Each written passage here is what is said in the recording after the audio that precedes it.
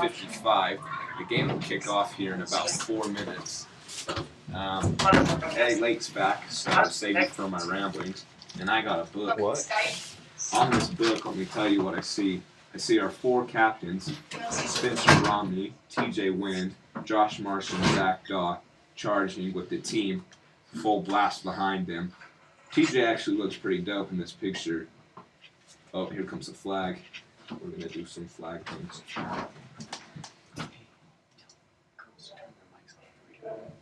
I can hear you.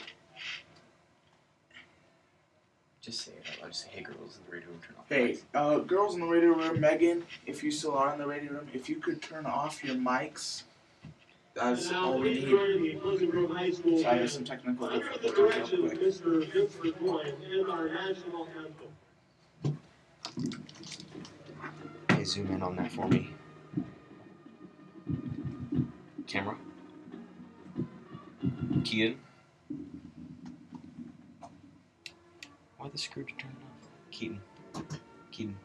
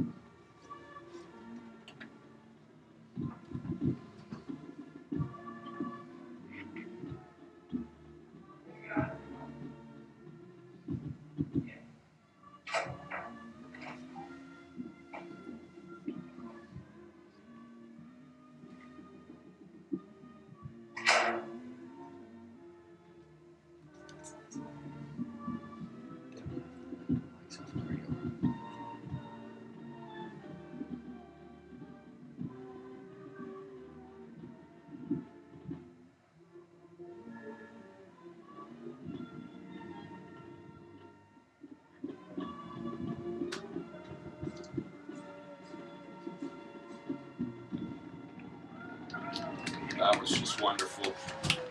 I believe the fire department was presenting our flags there. 2 minutes till kickoff. Oh, and here comes Pleasant Grove in the southeast corner of the field doing their pregame ritual. They got the flag out on the end of the flag. What does it say other than Grove Street? Pretty cool flag. I believe. It's pretty sick. And we are from the Grove Street. As a classic song by Hooligan says, we got that Grove Street state of mind. So, we got down there on that flag. Let's find out. Yeah, also, do you know who's in the radio room right now? Number 18, C. Christian Miller.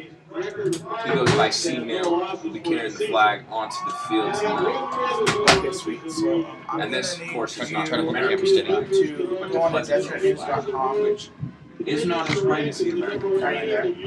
which might be the closest thing to. Sweet.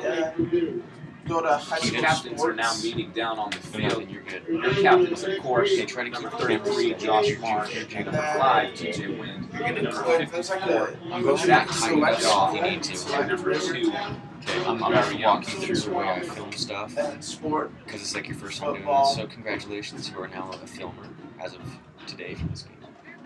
Congratulations to our friend Caden for becoming a filmer today down here on the field. Oh, We are 30 seconds away from kickoff. It's a little bit above that area. Just Well, we're just absolutely excited for this game.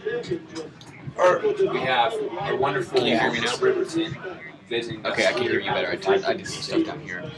The lights are coming on the So field as the sun goes just down. watch our PG Vikings and give me Clouds a zoom in a little bit more on that for me. for a chilly game. And remember, okay, that's one thing we need to change. Right there's a good shot. That's the thing I need to teach you about. When you're zooming, when you're doing sports, you zoom slow. We have That's totally fine for right now, but East just try to work on that, try to fix that. and Riverton And yeah, in the south. that's a good shot. I want to see that. When the captains meeting in the middle of when they start running, I want you to follow them out with the run. Oh wait, sorry. Give me the coin toss. Give me the coin toss. You can click Give me roster. the coin toss. That's good. Riverton Right there, one take first, two. and we'll defer Hit it. the Okay, number stay, signs drop in it the right half there. order. Perfect. Stay there. Riverton now taking their That's what I was sideline. No, numerical. What a fierce team it looks to be out there. Okay, center mark. Keep him in the center. Difficult game. The Vikings Yes, have 1, 2, 3, 4, 5. season. Yeah. Okay, keep him more in the Barely center. pulling out a Sweet. win over Like the that. That's where I want to see for the plays. last 20 seconds. That should be it. For Okay, a shake half to Okay, give me our team. Give me the team name. Just our bring team. it to the booth. You can move fast right now. It was just Sweet. a wonderful win Okay, for ready? Pleasant Grove. Oh, They no, took you a seat can that actually they do whatever had. you They want. had That's to what I want to count see. that game And then follow me to transfer start button. here Got it? into this game So you can- here tonight. If you want to tweet, The you captain's can, now but if not, going over to the we're team. fine. Follow. The team's Don't getting follow. rocking, the flags waving around. Actually follow. Josh is Marsh saying something down there. I'm But I getting would Caleb give to be and down there with that okay. team. Here's Just that follow the flag. flag. And TJ Wynn, the master, And I want you to follow the flag when he starts running. now getting his team pumped up, rocking back and forth, getting ready to go take that field. And here Follow they come. Colin. Find him. Going to take the sideline, led by Christian Miller, carrying the flag, the Grove Street flag. Take one. The Pleasant Grove Vikings have now taken the sideline. Your camera. and are Take ready two. to Sorry, your camera 2 for right now. Pleasant Grove Stay will there. be kicking off to And then start give me- the first half as Riverton won the coin toss and deferred till I the need another second. filmer. Coach Bayless did say earlier in the week that Just- number 18, Christian Miller, the one leading Sweet. the flag, Okay, was give me their our huddle. player of the week Zoom in in on terms of practice. Zoom in He on that. went 100% every Okay, remember, play, zoom is what slow. Coach Bayless said. So You fun to soft see him fingers. leading out that flag, just a sophomore Okay, zoom out. quarterback. He's a very Slowly. nice kid as well. I have a couple classes with him, and Okay, that's he's good. not one to see much intense. Just in Okay, the regular and I want you to give me world, the but you kick. get him on the football field. He is not one to be trifled with. Coming out Yes. with everything he's got, So go every to single down. He puts it all on the Okay, line. right there. And that's what I'm. No, stay there. Scratch Stay out. that. Stay out. It Right seems there. that That's, stay right Riverton there. will be kicking to start the And then first follow half. him. Returning the kick will be Schmitz Okay. Romney. Alright, so back to I'm kick gonna is go grab Riverton. We do not have rosters I'll yet be that back. are Just on the follow the way. ball. The kick is to the right side to Spencer Second Romney. back. He's going to put it up at the 40-yard line. He's running up the middle. He gets smashed at about the 20-yard line. Now Riverton is a very quick team. You find on their O-line, they will not have a player over 200 pounds. No, and if he is, it's rare. It's a very small team. They run the triple option. It's a very good offense. So they were able to beat Lone Peak 31-14. Lone Peak is who I would say is one of the tougher teams in our region. Riverton had no test against that. So we're definitely seeing that the Vikings will be facing one of their toughest opponents for the season. Riverton's Vikings. Jeremiah Evans is the quarterback. Spencer Romney is the player to look out for. He has 3 to the left, 1 to the right. Hands up to TJ Winter around the middle. He spins around the right side before a gang of Riverton players tackle him. It's about a 3-yard gain on the play. TJ Wynn, last game, leading the runs. Okay, zoom out for me. I sent someone up there. Show him how to set up the headset. Zoom out. We don't have our stats. Zoom out, so I zoom can't out. see Second the down, footage. second Out down more. and 7. 2 to the right, 2 to the left for Out more. Evans. Out more. Let's go. TJ Right there. Wynn in the pistol. It's a throw for Evans. Follow Evans throws it. it right side. Jacob Doman on the outside post. Nice. Has the keep him in ball the center caught of the frame. first down. About a 11-yard gain on the play. Jacob Billman, one of our favorite players there, getting the first down. I actually saw him. I was Tell watching him the we'll have other- BYU-Utah game with him this last week, and he is just one of the nicest, most genuine kids you will ever. 3 to the left, 1 to the right for Evans. Some movement. Flag is Okay, down. he is camera 2. You are camera Offsides 1. on Riverton. Keaton, you're camera 1. Okay. Still trying to get the signal. It Okay. is offsides on Riverton. It's going to be first down 5 on about the 46-yard line. Quick first drive for the Vikings. Looking good so far. Okay. Whoa, that's really loud. Okay. Pleasant Grove Vikings with just a massive Keep him in the center of your frame. O-line. Center of your frame. 2 to the left, 2 to the right for Evans. TJ Wind is the back. It's a handoff to him. He goes up the middle before being gang tackled. Okay, stop. About a 1-yard gain on the play, Okay, depending on where they spot the Oh ball. my gosh, I totally spaced his name. We're wondering what kind Sorry, of what's your offense name? Pleasant Grove is looking to run here tonight. Riverton having in a the center of your very frame, drop quick down. team line, like we said, they don't have Down. a lot of big Down. players, and so Down. the line is very Down. There you agile. 3 to the left, Zoom 1 out. to the right for Evans. Here comes the snap. It's a throw. Pressure comes. gotta He's follow the running ball. up the Gotta middle follow the ball. to the right side. He's got first down and more. About Okay. 9 yards on the game, but a flag is down. Looks to be a block in the Has to back be on here. PG. For those of you just joining us, we have Did you just guys keep in the center started of your off frame? the Come on, man. first quarter. You Pleasant can't- Grove you can't now like has you the gotta keep ball in the center of your frame. about 52 yards out from the end zone, but just taking a holding penalty. That'll be moved back about. Is that 5? That'll be 5. They'll be moved back 5 yards. 10 minutes and 33 seconds left to go in the first quarter. It's 10 yards. It's going to be second down and 16 now. Shot ourselves in the foot on that play.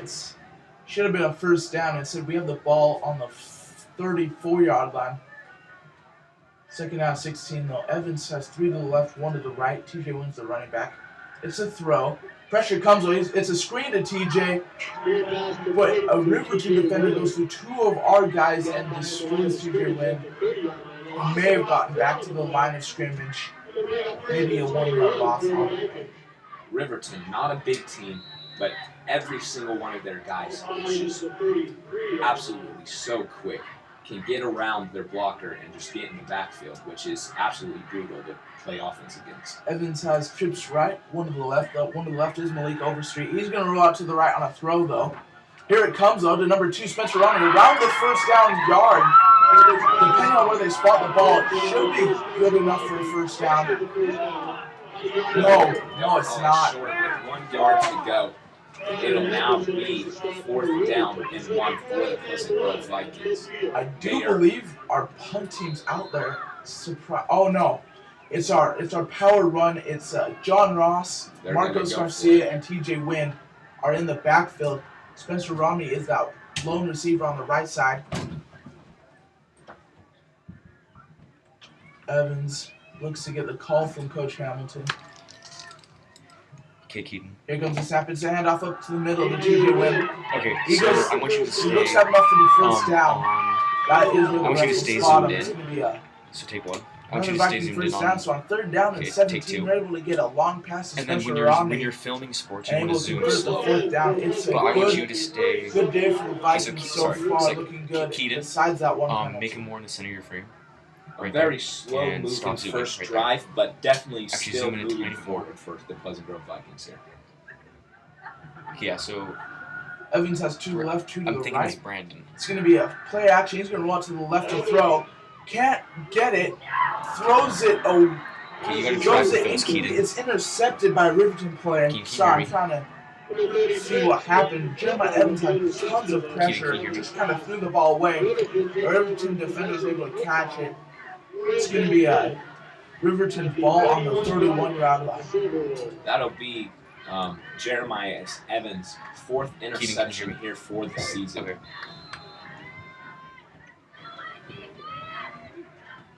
Riverton in that triple option formation. Not sure.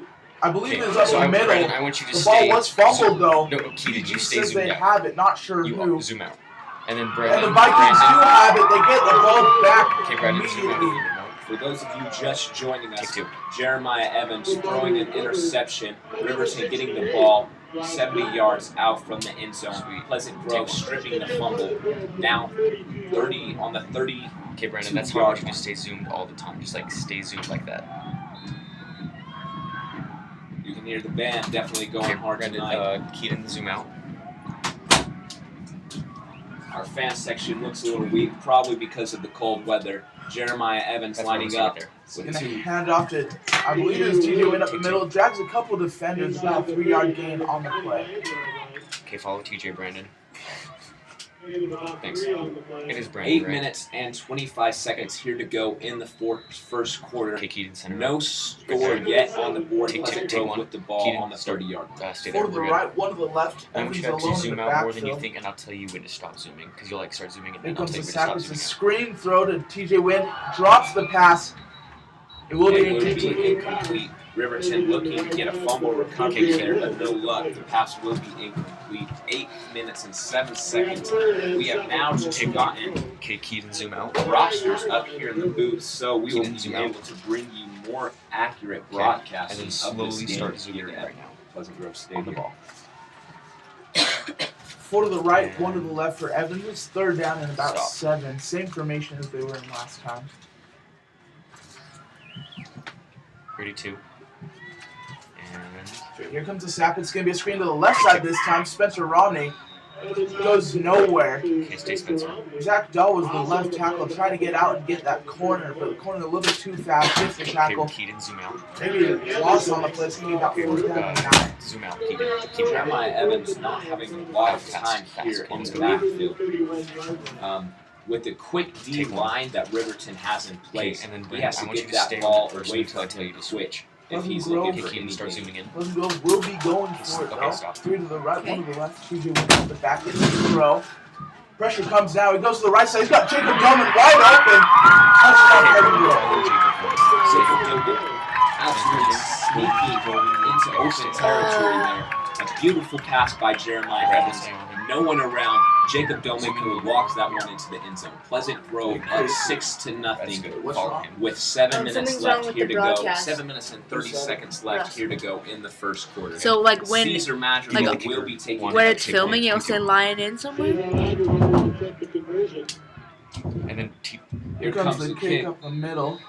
and it was good. Take 2. Pleasant Grove now leads Take 1. 7-0. Yeah, it's the Flash Media Live. You stay on it until I tell you to move.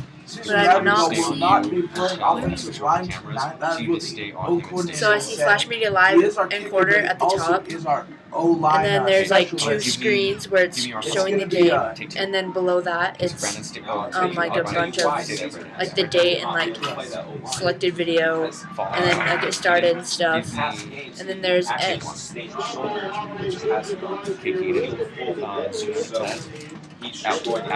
in like input video, output video.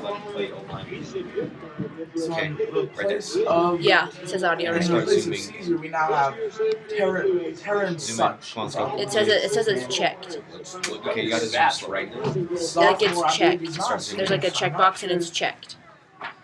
Stop. Maybe a sophomore just starting on our O-line. Big game for Okay, and then him. Brandon, give me Look the for receiver. Riverton. Doing the kickoff here. Look for Riverton to try and exploit Sweet, that thank you. weakness on our O-line. Here comes the kick over to the left side. Take It's 2. not letting Number me 14 because for it's Riverton's like back to return. He's run to the left side There we though. go. That's what I want to see. Nice job. Oh, he's gonna get a couple guys missed, but then gets hit hard by number Sweet, 93 stay on from him. Vikings. well, like you know how it's like By Caesar. when you click on it, it will be like highlighted. Staying on That him. makes it look easy. Like it's Give me not your like side. that. Keaton, Like they're all give dark. me your wide zoom. I want your wide zoom. Okay. Take 1. Our defense is led And slowly. by number 54 Zach Daw, number 33 Josh Marsh, and as well. So will should I say change number it, like, 1, there's Julian output Wilson, or and number 2, metadata? Spencer Romney. I'd say those are the four real No, leaders that's on panel our options. Okay, I defense. want to see both lines. They're gonna So right there, that's good. Oh, wait. false start. Okay, but I want to see our quarterback too. I don't believe it's a flat start. The ball hasn't come in yet. Take 2. It's going to be an encroachment on PG, number 36 Caden Lynn. That'll be a 5-yard gain for Riverton. Now sitting on the, excuse me, I'm not the best at math here, but I'm going to say 75-yard line. So at the bottom it Okay, says Keaton, you got encoding it. to file and Okay, streaming to so- primary and backup. Is it like that? Looking for Lake. Where are you, good buddy? Doing Sorry, this guys. play-by-play. Take 2. So Alright, so It it's gonna says- be it second says- down and about 1. it says preview and then it says input video, output video, audio. And those are all checked, but it's not letting me click on Keaton them. saw that play, but would you like me to tell you what happened? Keaton, zoom out. First down 10. Actually, I didn't see. Okay, stop. I just saw as a run Take around the left On side. the Slowly on zoom his in. They phone. run the triple option, so it's first Keep our down. quarterback in the frame. Here comes the snap. It's going to be a handoff up the middle, about a 5-yard gain. They have a Okay. fullback who is just, he's an incredibly short number 5. I may have, yeah, he's incredibly Take short. 1. Okay, He's Keaton. physical. You gotta That's zoom what I've out and then noticed you gotta right now. follow the ball with This your Riverton stick. offense is incredibly Just absolutely aggressive and quick. Not a lot of size here on the Riverton team. Okay, They don't actually have a zooming. starter that weighs over 200 pounds, but all of their guys are so quick. Start to zoom Here in. comes Riverton in that formation. Follow, Gets a follow, handoff follow. around the left side this time. He cuts up the middle though. Okay, Gain on the play. Pleasant Grove Okay, stay on the person that got this tackled. offense definitely has going to have a Okay, quicker Keaton, guys. zoom out. Earlier this weekend practice, they actually were working with a quicker line, putting in the Ivan twins, Ryan Sills, on the D line, just to so they could keep up Okay, don't with move around as Riverton. much. Take 2. Move in. Start your zoom. Riverton again this time. I believe it's handoff up the middle. It is. This time it's Take stuffed two. by number 33, Josh Oh. Marsh. It's going to be about a 1 yard gain on the play. Definitely hard to run up the middle here on this Pleasant Grove defense. Take So six. big guys Take one. as Keep Zach you guys stay zoomed out until number you touch 54 and number Yeah, but it's not letting me. 68. Josh Jack. Was it click stop? Quick stop. Why? Seconds left to go here in the first quarter. Pleasant Grove up by 7. Riverton with the ball 46 yards out. Riverton on that triple option again, this time around the left side. Number 20 cuts up the middle. He's got wide open grass now. Cuts it to the left again before Jacob Doman's able to get him. So on 3rd down 4, about a 17-yard gain on the play. Good tackle there by Jacob Doman, being able to cut him at the legs.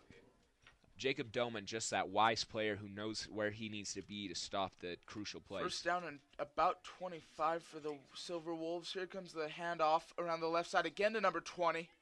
This time he's tackled promptly by 34, Dallin Peely, just a sophomore on this team.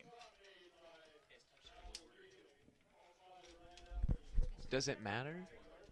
4 minutes and 40 seconds left to go here in the first quarter. Pleasant Grove leading by 7. Riverton with the ball, now 25 yards out. Riverton now putting a sub in.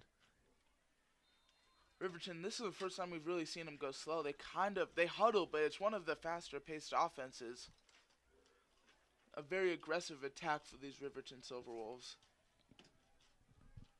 Here it comes though. It's going to be a handoff up the middle this time. Breaks one tackle. Spencer Romney tried to get him.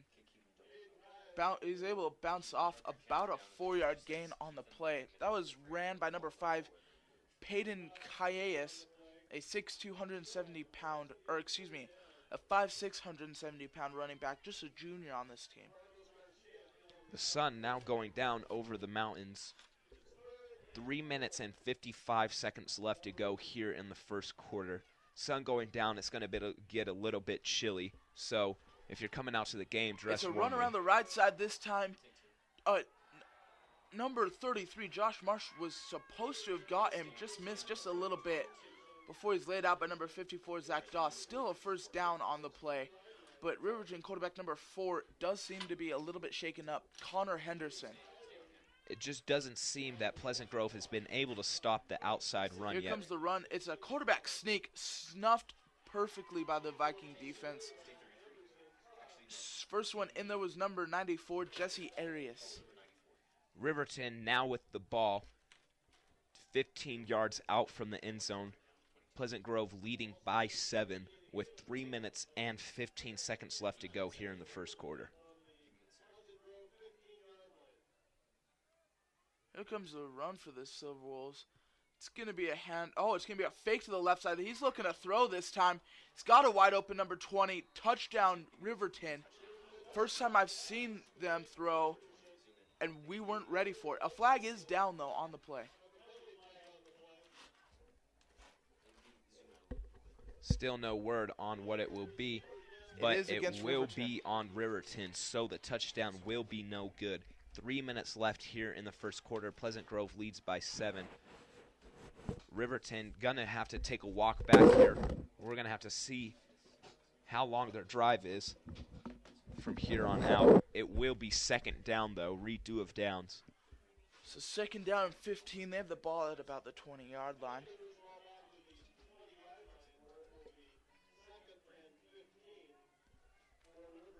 Three minutes left to go in this first quarter. PG is up 7-0.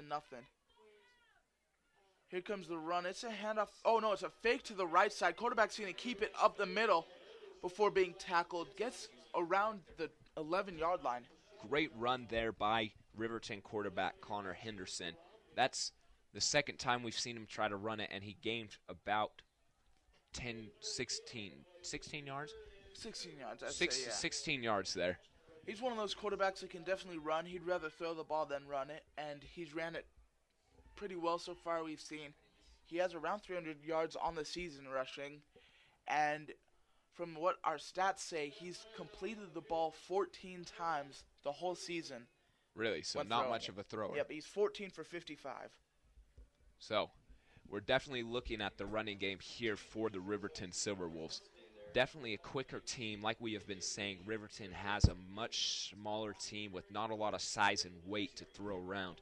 Definitely quick, and not to say the least, but aggressive.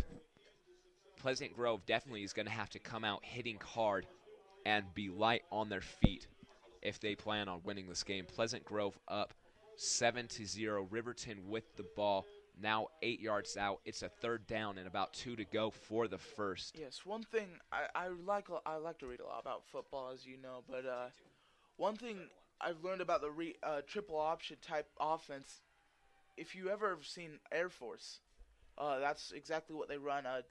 Navy and Army as well, all of those academy schools, they run the triple option. But here comes the play, so we'll talk about it a little bit more at the quarter break. Here comes a handoff. It's one right up the middle.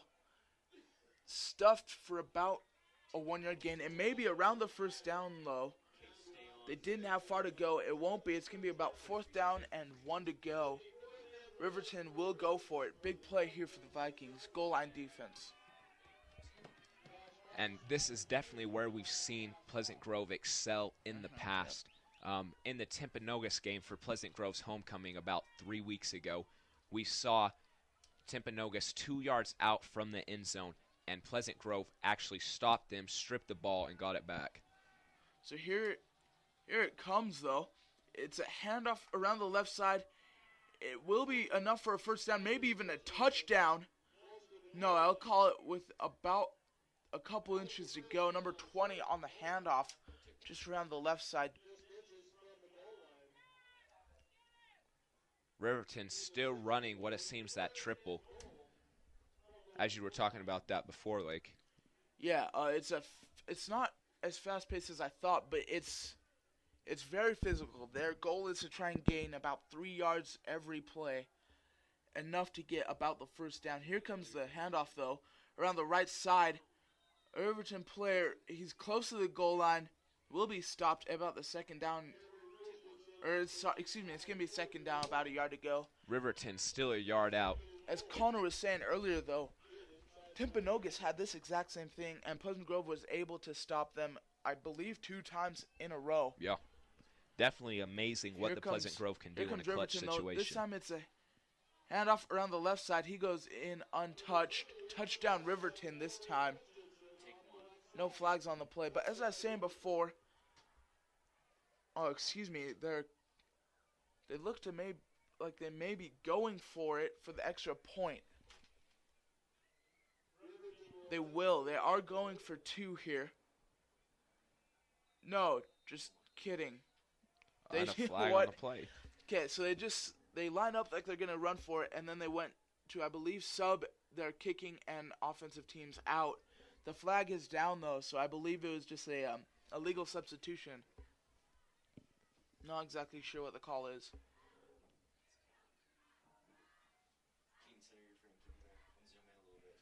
Pleasant Grove leading 7-6. Riverton now going for 2 with 1 minute left here in the first quarter. The sun now going down over the West Mountains. If you look down the road through the valley, you can see someone getting pulled down. The flag's actually against Pleasant Grove. Not sure what it is, though.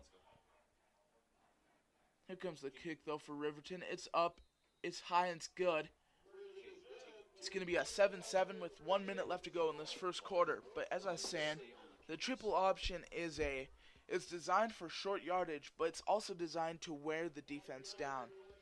Defensive linemen have a tough time with the triple option because of a thing called chop blocks. I'm sure you know exactly what that is, Con. Of course. A chop block is where the offensive line will actually dive at the defensive line shin just to get them to fall over so that they cannot go make the backfield tackle. Yeah, it sounds like a cheap play when we say it, but it's really just a maneuver to get the defenders on the ground and get the ball to their fullback through the middle for about 4 yards.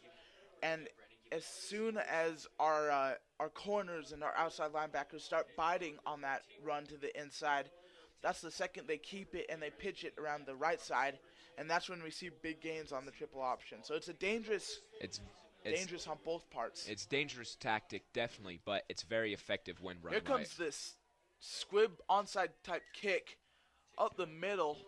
The ball bounced high. Both players are in a fight to get it. Riverton's saying they have it. Not sure who does. Riverton does have it. Riverton now, just with the squib kick there on the play, now will have the ball 35 yards out from the end zone. 55 seconds left to go here in the first quarter. Riverton now with the ball. It is all tied up. Pleasant Grove, it seems, has now seen their hardest match yet, and it's only the first quarter. Onside kick, it was just right down to the middle where none of our players were, and two of our guys collided trying to go for it. Riverton has it. Here comes that triple option formation, though.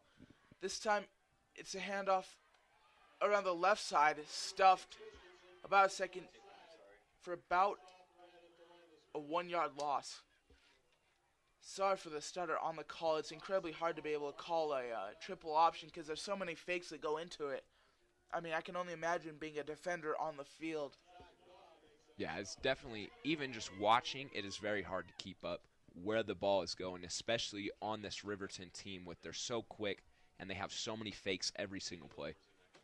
Here comes Riverton up around the right side this time, but he cuts it up the middle. About 6 yard gain on the play. That's number 20. We've seen that a lot. Our mics keep cutting out, man. Hey, just some technical difficulties up here in the booth. The quarter will end. The first quarter now will end with Riverton with the ball tied up 7-7. Riverton with the ball 30 yards out. Sorry about just a couple of technical difficulties. As I was saying before, Riverton, the triple option's not likely to pass the ball. People like, it's known for running backs like, let's see, I'm trying to think of a running back that's come out of the triple option that's famous. I actually can't think of any at the moment. It's a lot of fullback, it's a lot of shed running. No one has big yards. We've seen, as I was looking at Riverton's stats earlier today, they have 3 rushers over 300 yards. It's their quarterback number 4, Connor Henderson, their fullback number 5, Peyton Calles, and their other running back, Cameron Christiansen, just a 5'10", 160-pound junior. Those are the leading rushers. They've all ran for 300 yards, so it's shared throughout all of them. That's one of the tough things. There's no one you can scout. There's no one like Lehigh last week. They had a 1,000-yard rusher. This game, they're all spread out. They're all evenly distributed. So we have no clue who is going to run the ball this game. I definitely think tonight we will be looking at a war of attrition. Just who can go and keep going till the fourth quarter. 3rd down and about 6 for Riverton offense. Here comes the play. It's a handoff around the right side. Number 20 gets tripped up.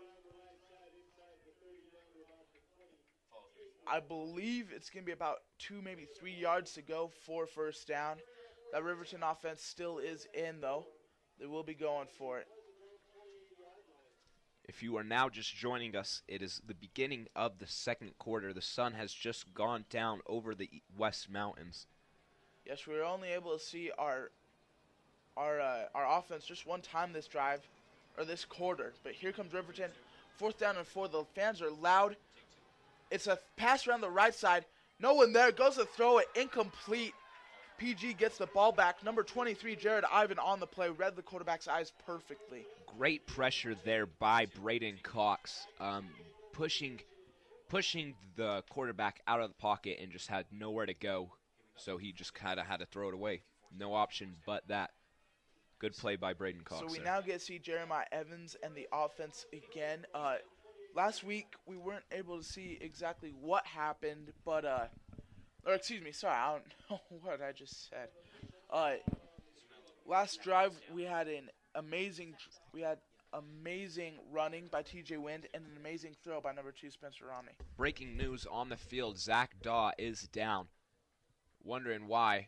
They have just gotten him back up. He was down for a couple seconds there. I think once we notice players down, then they get back up. So that's pretty good. Yeah, it seemed to be kind of scary. I believe it's a cramp. We've seen him cramp lot up of a couple cramps. of times. Somebody's just got to get these boys some potassium. Get some bananas up here, some pickles. So if you have a supply of bananas or pickles, please bring it. We'd appreciate it. Jeremiah Evans has 2 to the right, 1 to the left. Excuse me, now it's 2 to the left, 2 to the right. His running back is number 5, TJ Wind. Here comes a snap. It's a fake. It's going to be a throw.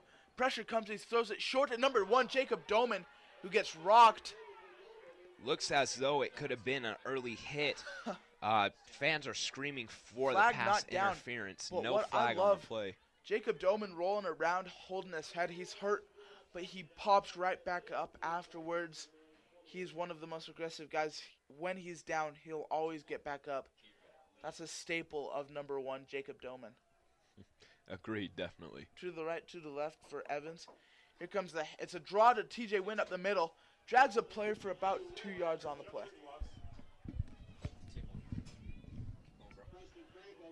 All right, it's going to be about 3rd down and 8 for the Vikings. Here we go. It's a big play here. We have 32 yards. We're on the 28-yard line. Evans 3 to the left, 1 to the right. Here comes a snap. It's a rollout to the left throw. Good blocking. He's going to throw it up high to number 82, Russell Elder, but it is swatted away by a Riverton defender, number 33, on the play.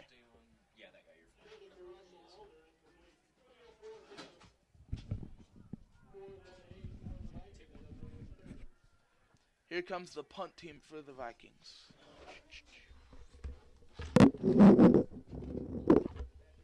Pleasant Grove now going to punt the ball. 4th and 8 to go, so they have no option being in the back end of the far side of the field.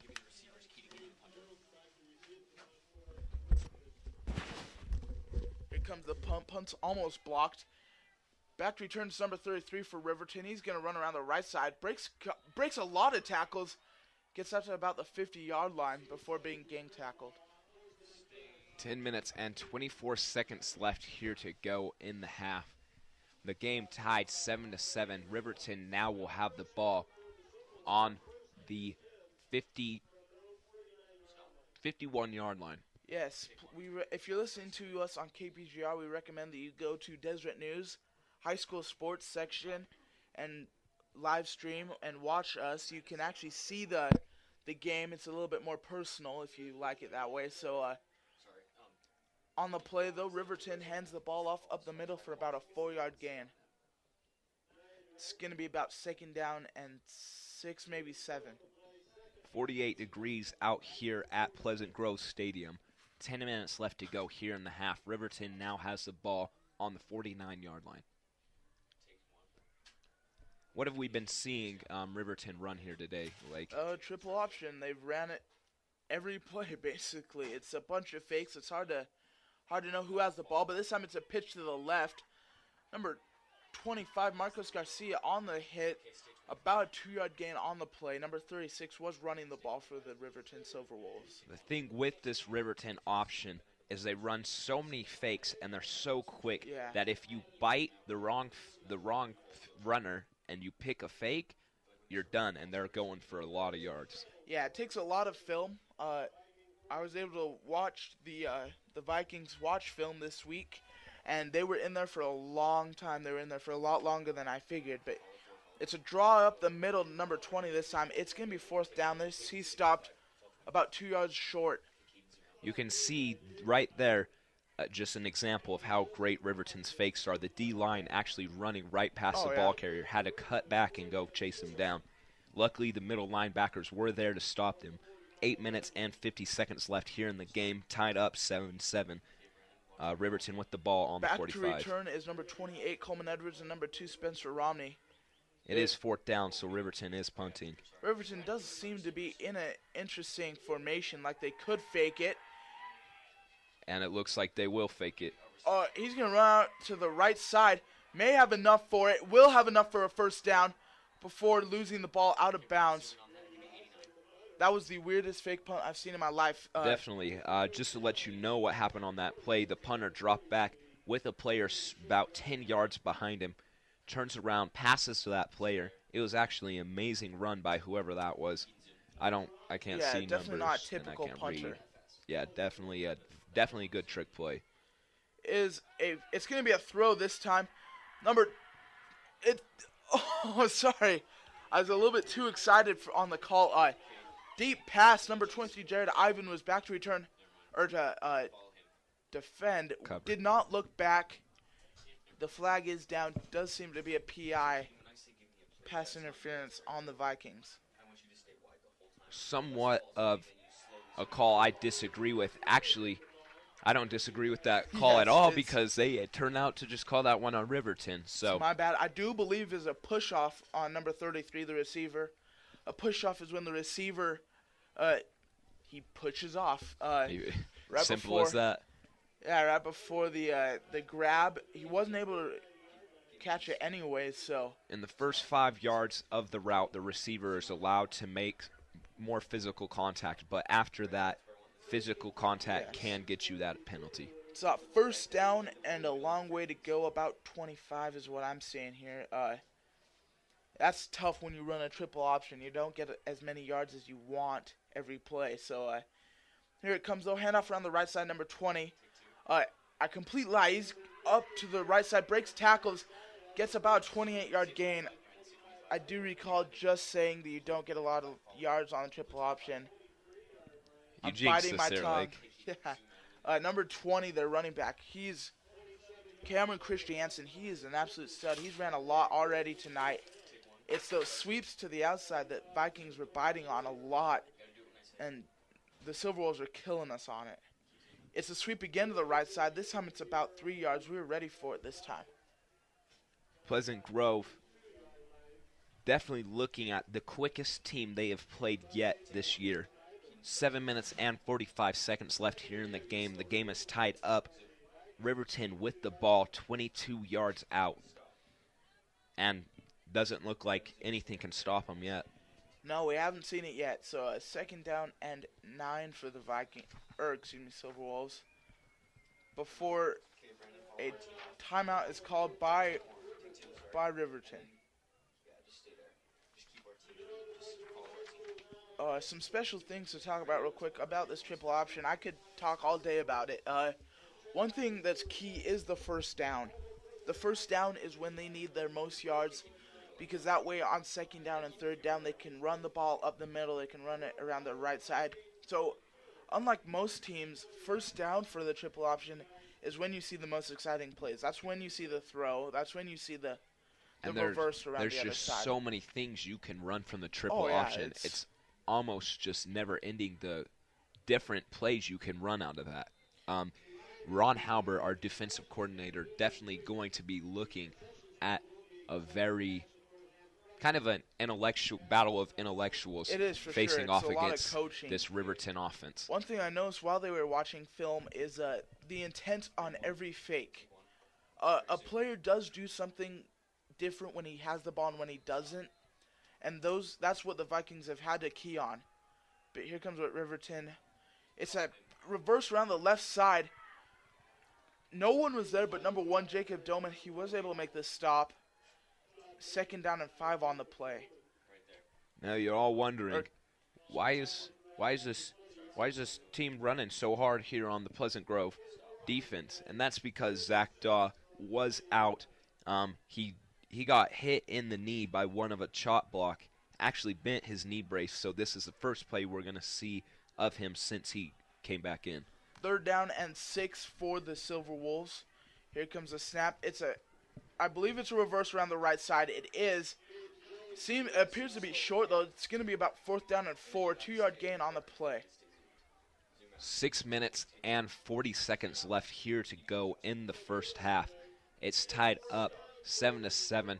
Riverton with the ball, looking at 20 yards to the end zone and about 5 yards to the first down. It is 4th down right now. It looks to be their kick team in to attempt a field goal of about 30 yards, or excuse me, about 37 yards. Here comes the kick, though. It's up, and it is good. Riverton takes their first lead of the game.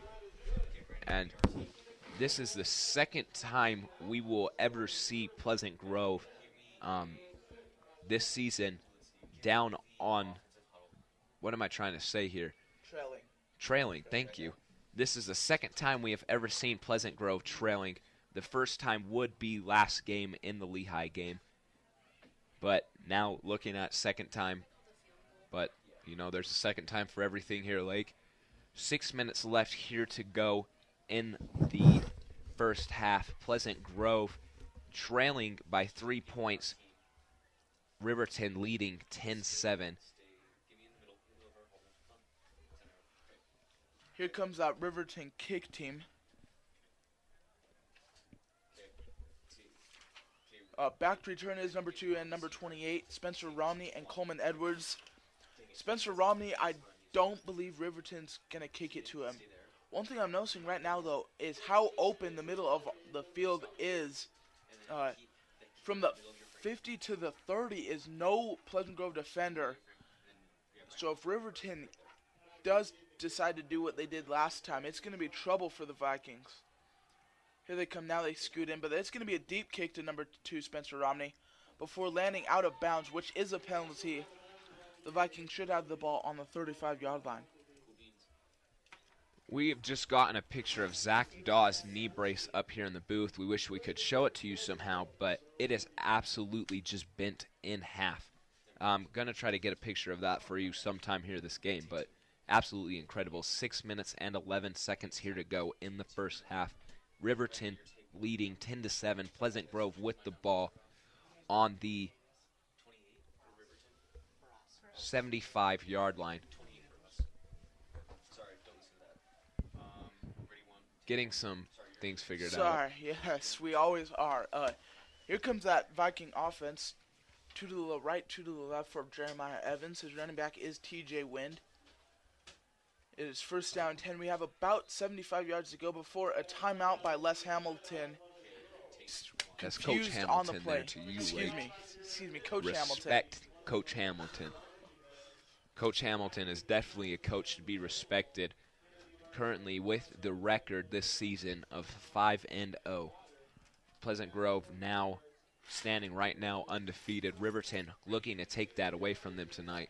Yeah, if you've joined us late, Riverton did beat Lone Peak last week by a lot. I believe the score was 37 or 31-14, which that's rare. Lone Peak's a very good team in our region. Riverton beat them soundly. So this is probably the toughest test for the Vikings this year, including Lehigh last week, who brought us into a incredibly close game. Evans is going to motion in number 13, Micah Jones, but it's a fake to him. It's a handoff to TJ Wind around the middle, but he gets about a 1 yard gain on the play. 6 minutes left here to go. Pleasant Grove second down and about 9 yards away. Riverton still leading 10-7. 3 to the left, 1 to the right for Evans. TJ Wind's on the right side as well. Here comes the snap. It's going to be a throw. Here it comes. Number 1, Jacob Doman was up there a little bit too far. He was open. If he was, I don't want to say this is a bad thing, but if he had the speed or the height of Spencer Romney, I'm pretty sure that's a touchdown. That's nothing on him. He's a shorter guy, and Jeremiah just threw it a little bit too far. If you remember, though, we didn't, in the first couple of games, we actually didn't see Jacob Doman playing offense at all. Yeah, he was a corner for us, but now he starts at both. So 2 to the right, 2 to the left for Evans. Snaps low, but he's got it. Here comes the throw. He's going to roll out to the right side. A flag is down. Pressure's coming. He gets away from all of it. Spins some more. About a 4-yard play on the gain. Before being swarmed by a bunch of Riverton players. So much pressure happening there to Jeremiah Evans. He just had to roll out of the pocket and try to get a couple yards himself. A gain. He did do he did a great job of getting out of the pocket and getting some yards. Definitely a good run. A gain of about 6 for Jeremiah Evans there. 5 minutes and 30 seconds left. But it will be a flag on the play, and Pleasant Grove now is back all the way to the 15-yard line. That is a loss of a lot. I don't have the math skills to even calculate how much they just lost Third down there. and 30 because it's a holding from the spot of the foul. 36. 36 yards to go. Fun fact, ladies and gentlemen. Is possible with our offense. 2 to the right, 2 to the left for Evans. The running back is TJ Wind. Micah Jones motions to the left side. It's a throw. Here comes Jeremiah Evans. He throws it deep. He's got Jacob Doman. He's caught it. First down before fumbling the ball. Oh, jeez. Jacob Doman had the ball. Is about a 50, 60-yard gain before fumbling the ball. Riverton recovers it. Riverton can't be more happy than anything about that. Jacob Doman almost in the clear looking for a touchdown. When his arm gets grabbed, he fumbles the ball, and Riverton is able to recover it. I did notice that last week. That is one thing Jacob Doman does need to protect. Last week he had a couple of receptions. He kept the ball a little bit wobbly. So Riverton runs it. This time it's a throw. Throws high, incomplete though. It's going to be 2nd down and 10. 5 minutes left here to go in the first half. Pleasant Grove trailing by 3. Riverton at 10 points now with the ball. 67 yards out from the end zone. Number 1, Jacob Doman did get a talking to by Spencer Romney, the captain on this team. It was stern, but is what was needed, I believe. So handoff up the middle for Riverton. Not a lot, about 3 yards on the play. With plays like that, when you just fumble the ball and just bad things happen and it's just a disaster, you almost just have to let them go, because if you find yourself dwelling on that, it can ruin the rest of the game for you. Yeah, great leadership, though, by Spencer Romney. I don't know exactly what he said, but I believe it's along the lines of just, you'll get it next time, and encouragement. He's not one to tear down. He's an excellent player that way. Reverse for Riverton. Riverton tries to hurdle a player, gets spun around the first down line. It's going to be about 4th down and 1 for the Riverton Silverwolves, and they're going to go for it. Quite cold here at Pleasant Grove Stadium right now. The stands filled, surprisingly, for the weather out here. We're even cold up here in the booth, and Lake is almost like a heater.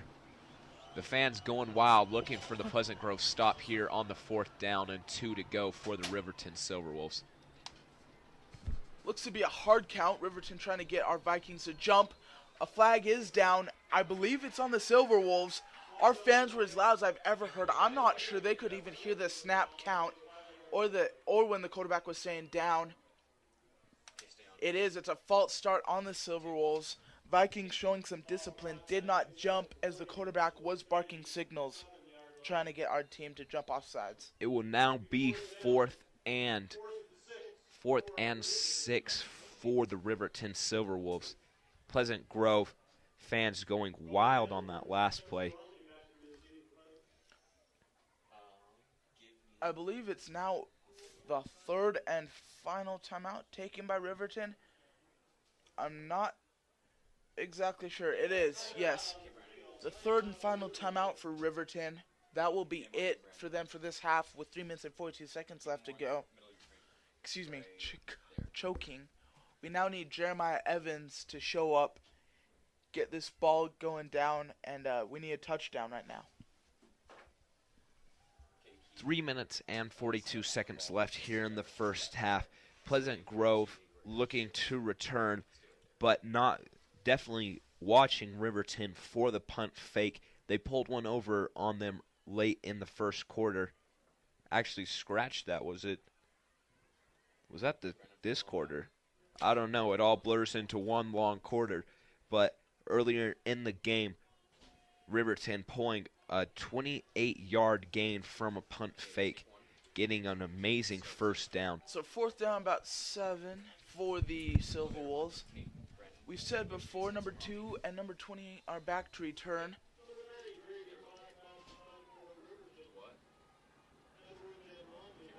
a weird formation on this punt. It's high. It is a punt, though. Almost blocked by number 22, Jacob Ivan, but Spencer Romney will recover it around the right side. Gets about 7 yards. One thing I'm noticing is electric when he has the ball. The fans are in the air every time. But we have a flag down there on the play. Hopefully it doesn't hurt our Pleasant Grove Vikings there with that flag. 3 minutes and 33 seconds left to go. It's a block in the back is what the ref signaled, I believe.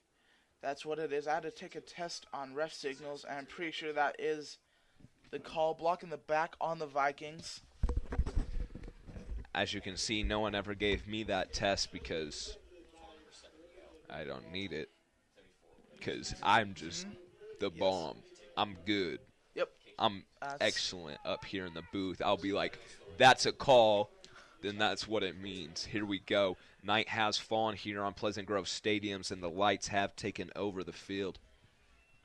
29-yard line. We have 71 yards to go for the Vikings. 3 to the right, 1 to the left for Evans. Snaps high, so handoff to TJ Wynn. Bobbled, though. He's going to break it out to the right side after being a bobble. Tries to miss a tackle. Gets about 3 or 4 yards on the play. TJ Wynn, the hardest runner I've seen in a long time. He's trapped by a gang of Silver Wolves. He's able to back out and gets 5 yards on the play. TJ, almost like a magician. 1 second he's there and he looks like he's going down, and the next he's 5 yards up the field. 4 to the left, 1 to the right for Evans. It's a throw. Fake screen. Oh, it's a middle screen. Batted down by a Riverton defender. Evans took a shot. He's a big guy. He gets up, though. It's going to be 3rd down and 6. We're definitely looking for the O-line. This Riverton defensive line, very hard to stop just because of their speed and aggression. Ripping through the O-line very quick and very powerful. 3 to the right, 2 to the left for Evans. It's going to be a throw. He's going to roll out to the right side. Throws it post route to number 1, Jacob Doman. Short, though, incomplete. 4th down, 6. We're now sitting on 2 minutes and 55 seconds here left in the first half. Pleasant Grove has the ball. It'll be 4th down, and Here they're comes about that 5 punt yards team. away from a first. Yeah, we want to see that get complete. Evans pressured again. He's taking a couple hits tonight.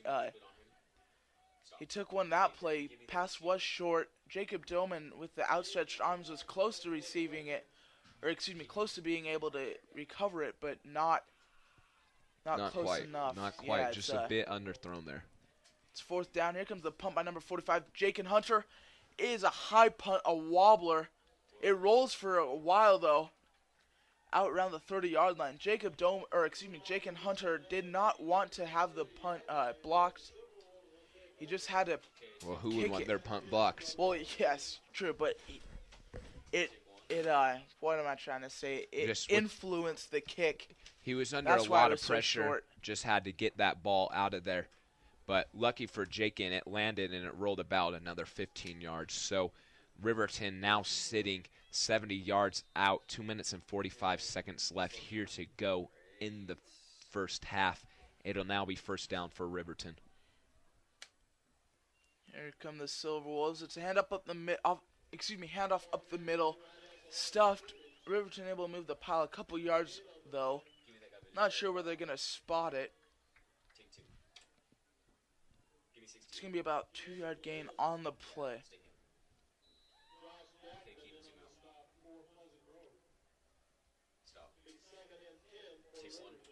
On the tackle was number 68, Josh Jackman, our big man, nose guard. He's short, but he's incredibly strong and incredibly huge. I remember my sophomore year, at the end of it, he squatted 400 pounds, and I watched that live. That was one of the more spectacular weightlifting things I've seen. He's a weightlifting champion. So, Riverton on the play whistled. The play is whistled dead. And we have a flag down as well. We're going to get a picture of this guy in the white hat for you. When a play is whistled dead, that means it's on Riverton, so not sure what it is. 2 minutes left here in the first half. Penalty will be on Riverton. The ball now moves back about 10 yards. Yep. Riverton sitting 15 yards out from the first down. So run around the right side about 4 yards on the play. It's going to be 3rd down and 11 on about the 30-yard line. It's about 70 yards to go for the Wildcats before Wildcats. I keep calling them all in these the different house. names. Silverwolves. It's going to be 3rd down and 17, but Pleasant Grove takes the timeout now. 1 minute and 53 seconds left to go before halftime.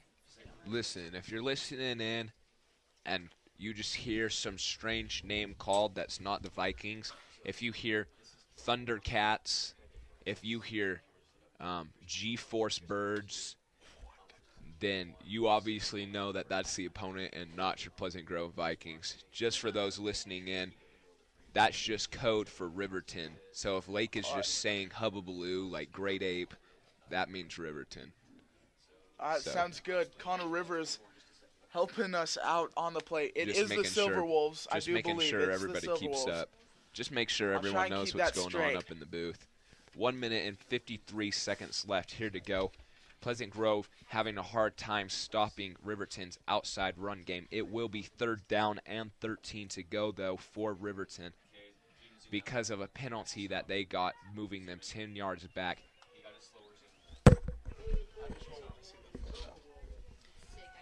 Here's the throw. It's going to be a reverse to the right side. Number 20 on the catch. Gets out around a 1st down. Not sure where it's going to be spotted. Spun around, got a couple extra yards, but the ref will move it back a little bit. It will be about 4th down and 4.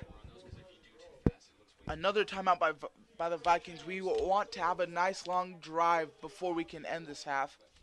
Not sure how many timeouts we have left. I believe that's our last one, so we will have an offensive drive with no timeouts, depending on if these Silverwolves punt the ball or not.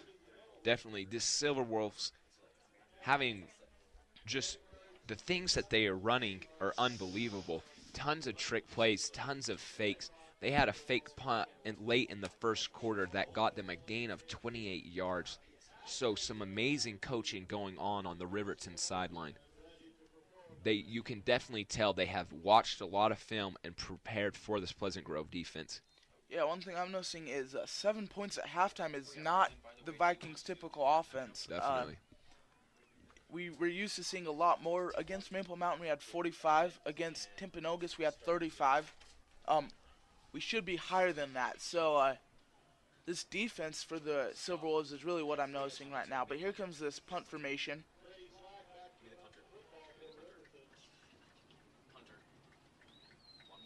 Here comes the punt.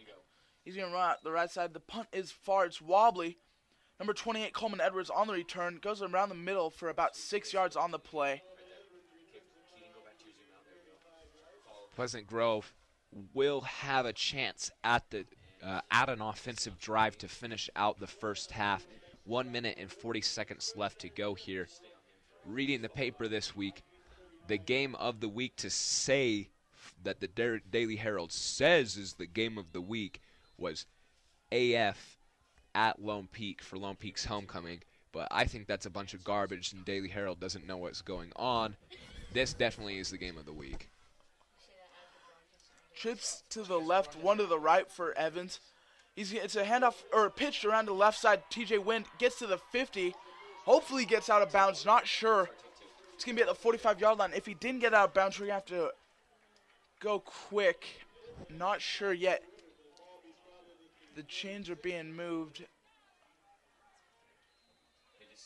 The clock is moving now. He did not get out of bounds. It's 1st down and 10. 3 to the right, 1 to the left for Evans. Here comes the throw. Pressure comes, though. He's sacked. Number 72 on the play. And that's a loss of about 3 for Jeremiah Evans there. 1:15.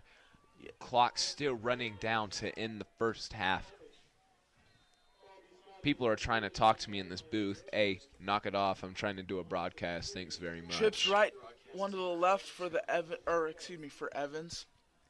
Here comes a snap, though. It's a throw. Pressure coming again. He's sacked again. This time there's a face mask. I saw that. I did too. That was 46 on the play. That was one of the most blatant face mask grabs I've ever seen, and I think they might get him for the horse collar as well. One or the other. 54 seconds left to go here. Hopefully it's a 15-yard face mask, intentional which is an automatic first down and a 15-yard penalty. And we love to see automatic first downs. As much as I love to see TJ run the ball, which it's beautiful. It's almost like painting with his feet on turf. But listen, I'd rather just see a free first down, but it will not be a free first down. And the Pleasant Grove Vikings now second down and 6 about yards. 6 yards out. They're on the 42-yard line looking to score before halftime. The clock is now going, though. Here comes the snap. It's a pitch around the right side to TJ Wind, who doesn't get very many yards and doesn't get out of bounds, so the clock keeps running. Not sure. Trying to roll up the middle there, TJ Wind, rolling into absolutely nowhere. 3rd down and 7 for the Vikings. 3 to the left, 1 to the right. Clock now at 29 seconds, trying to score. His running backs are Micah Jones and TJ Wind. It's a throw, bobbled. Pressure comes again. He throws it up just in the air to the left side. The pass was just, he essentially threw the ball away, but he threw it to the left side and just soared in the air. No one able to recover it, though. At least it's incomplete because the clock stops. 4th down and 7 now. The Vikings will go for it with 17 seconds left to go. Jeremiah Evans definitely having a very rough game. The blockers can't seem to keep that quick D line of the Riverton out of the pocket, and Jeremiah Evans having a rough game. 2 to the left, 1 to the right for Evans. Here comes a throw to number 2, Spencer Ron. He's there. Oh, incomplete. Great coverage by number 4 for Silver Wolves. Incomplete. Number 4 is also their quarterback. That is Connor Henderson, 6 foot, 165-pound senior on the play. Riverton now 55 yards out from the end zone. 11 seconds left here in the first half. And for a team looking for one offensive drive. Yeah, and for a team that's completed the ball 14 times the whole season, I expect them to just run the ball and go into halftime. We'll see, though. That's exactly what it is. It's a handoff up the middle, about 10 yards. They'll let the clock run, though. That'll be the halftime. This game, our halftime show, is presented by Leslie McGee and Brandon Dennison. So stay tuned to listen to that. Also, we have our band. If you're watching on Deseret News, this will be the first game they've performed at. So I'm going to see if I can go lead the band, if they'll let me. I'm going to go try at least. We'll see how that goes. Fireworks now going off in the north end of the stadium, so buckle up for that one. Anyways, we're going to turn the time now over to Leslie and our good friend Brandon. Here you go, guys.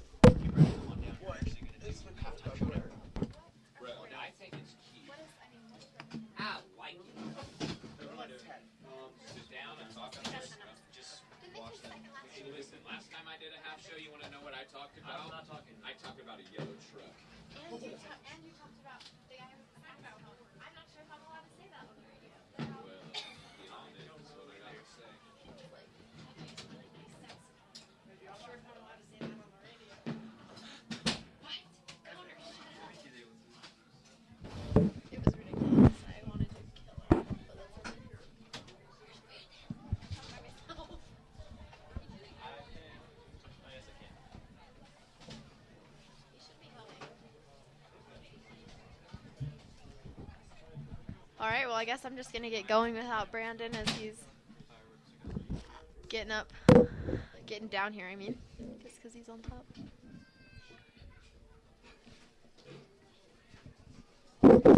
And here he is. How's it going, team? How's it going, guys? It's good. How are you? Awesome. So what are your thoughts on this game so far? You know, we've seen Riverton come out. They run the wing T, and I mean they've been running it for years since they've been playing Pee Wee football. They've been running it, so they're really good at it, and they've been successful. PG's they've gotten some good stops, but Riverton definitely has been driving the entire game, which has been good for Riverton. PG needs to stop turning over the ball, and that's what's putting up Riverton up at half right now is 10-7 because of those turnovers. Let's see. Jeremiah's we've seen a lot from him this season so far. Even in the 4 games.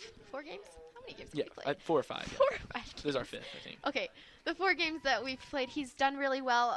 He's only struggled in 1 or 2 of them, and it's kind of frustrating to see him not be able to complete some of these passes because we know that he has that capacity and that potential, and it's strange that he hasn't been able to connect today. No, I totally agree. I agree with you 100%. But you got to also look at Riverton's defensive line that's been putting pressure on Jeremiah. This entire night, and Jeremiah's getting flushed out of the pocket. Well, and our offensive line has always been like a really big deal, and it's what makes this team what we are, and it's definitely. I think there's a lot of things that we need to improve on because we're not holding some of these blocks, and those guys that should not be getting into the backfield all the time. I agree. That's definitely been an issue with our our offensive line. Riverton's a quick team and they've got their guys are smaller than ours, but they're been getting in the backfield real quick. So I mean it's been hard for PG to put up to hold their blocks. Definitely. On the other side, just kind of an interesting fact, we have Jacob Ivan playing nose guard this game, which is kind of funny because when he came in and just told us that he was practicing for nose guard, we were like, really? Because he's pretty small. But he's actually been doing really well and been getting through pretty well. He's been doing an excellent job. I mean, the guys on the other side of the line from Ivan they're a bit bigger than him, but he's got that speed that we've been talking about, and he's been making them work. They've been having their hands full with Ivan all night. Partial night. What he's been in.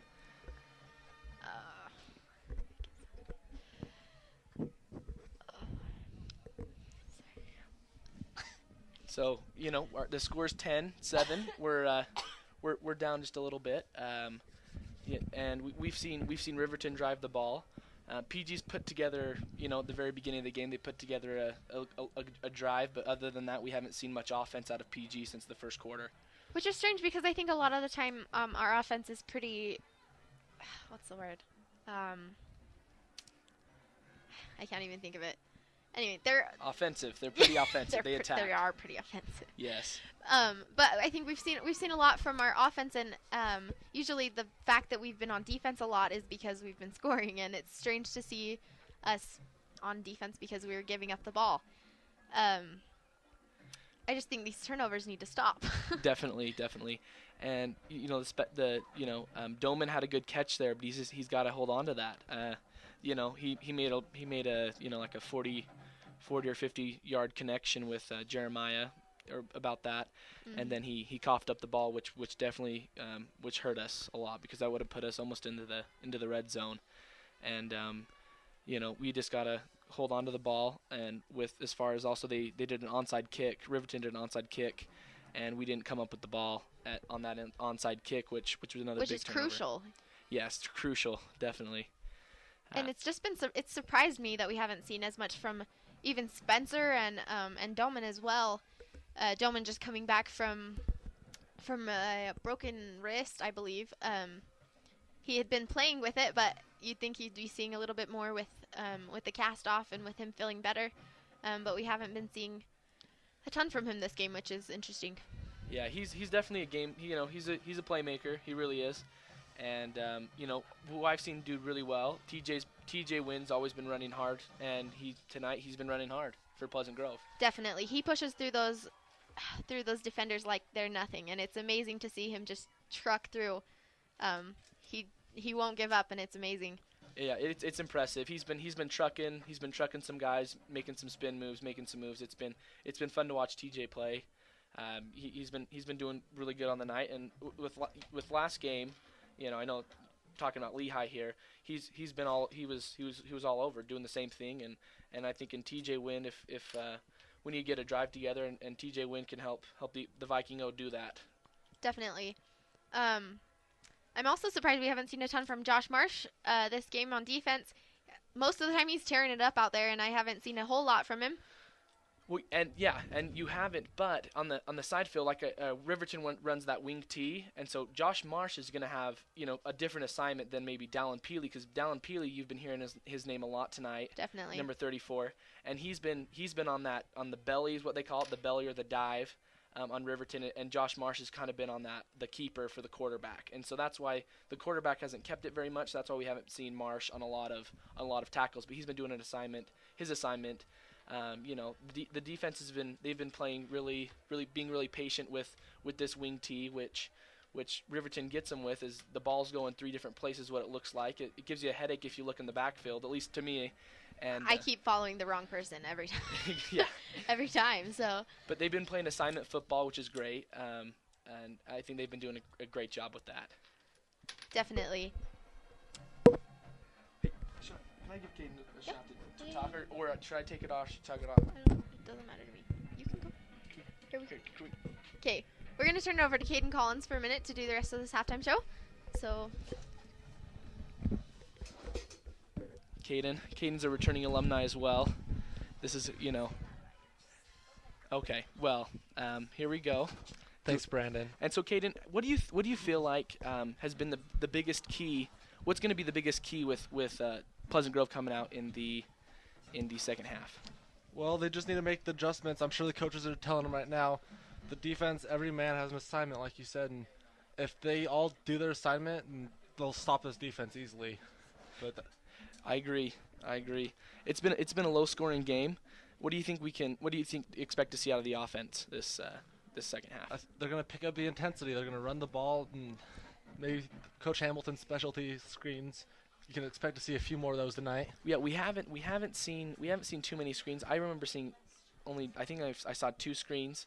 They didn't go for much yards because I think that Riverton was kind of expecting them. But I definitely agree with you on the screens. You can be seeing some Floridas and Gators out there.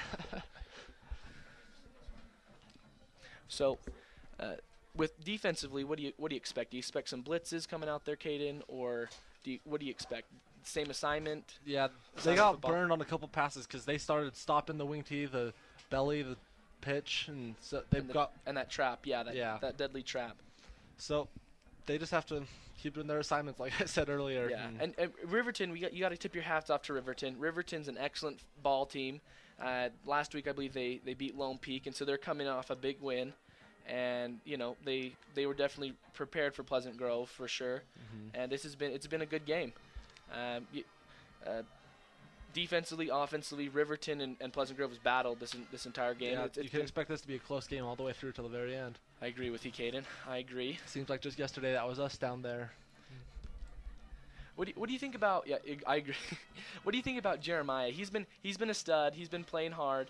Do you think you could see him making some good throws, or? Yeah, he had a couple. He's been under a lot of pressure. You can expect him to go into rifle, is what I've heard, where he goes back 7 yards instead of 5 to give him a little more time so he can make some more of those passes.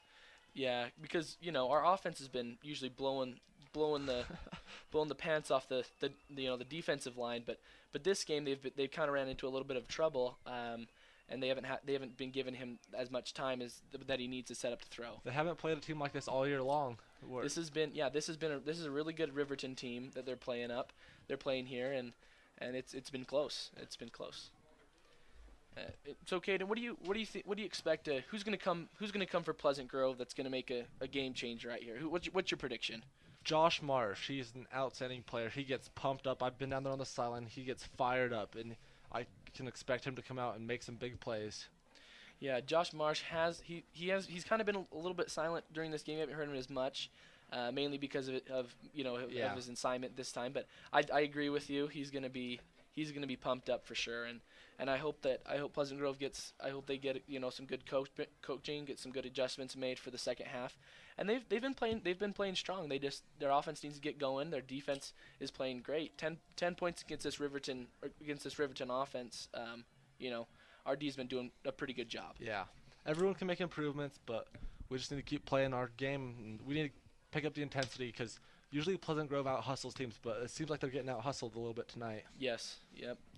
And Dallin Peely, I don't know the stats on him, but he's been making a bunch of tackles.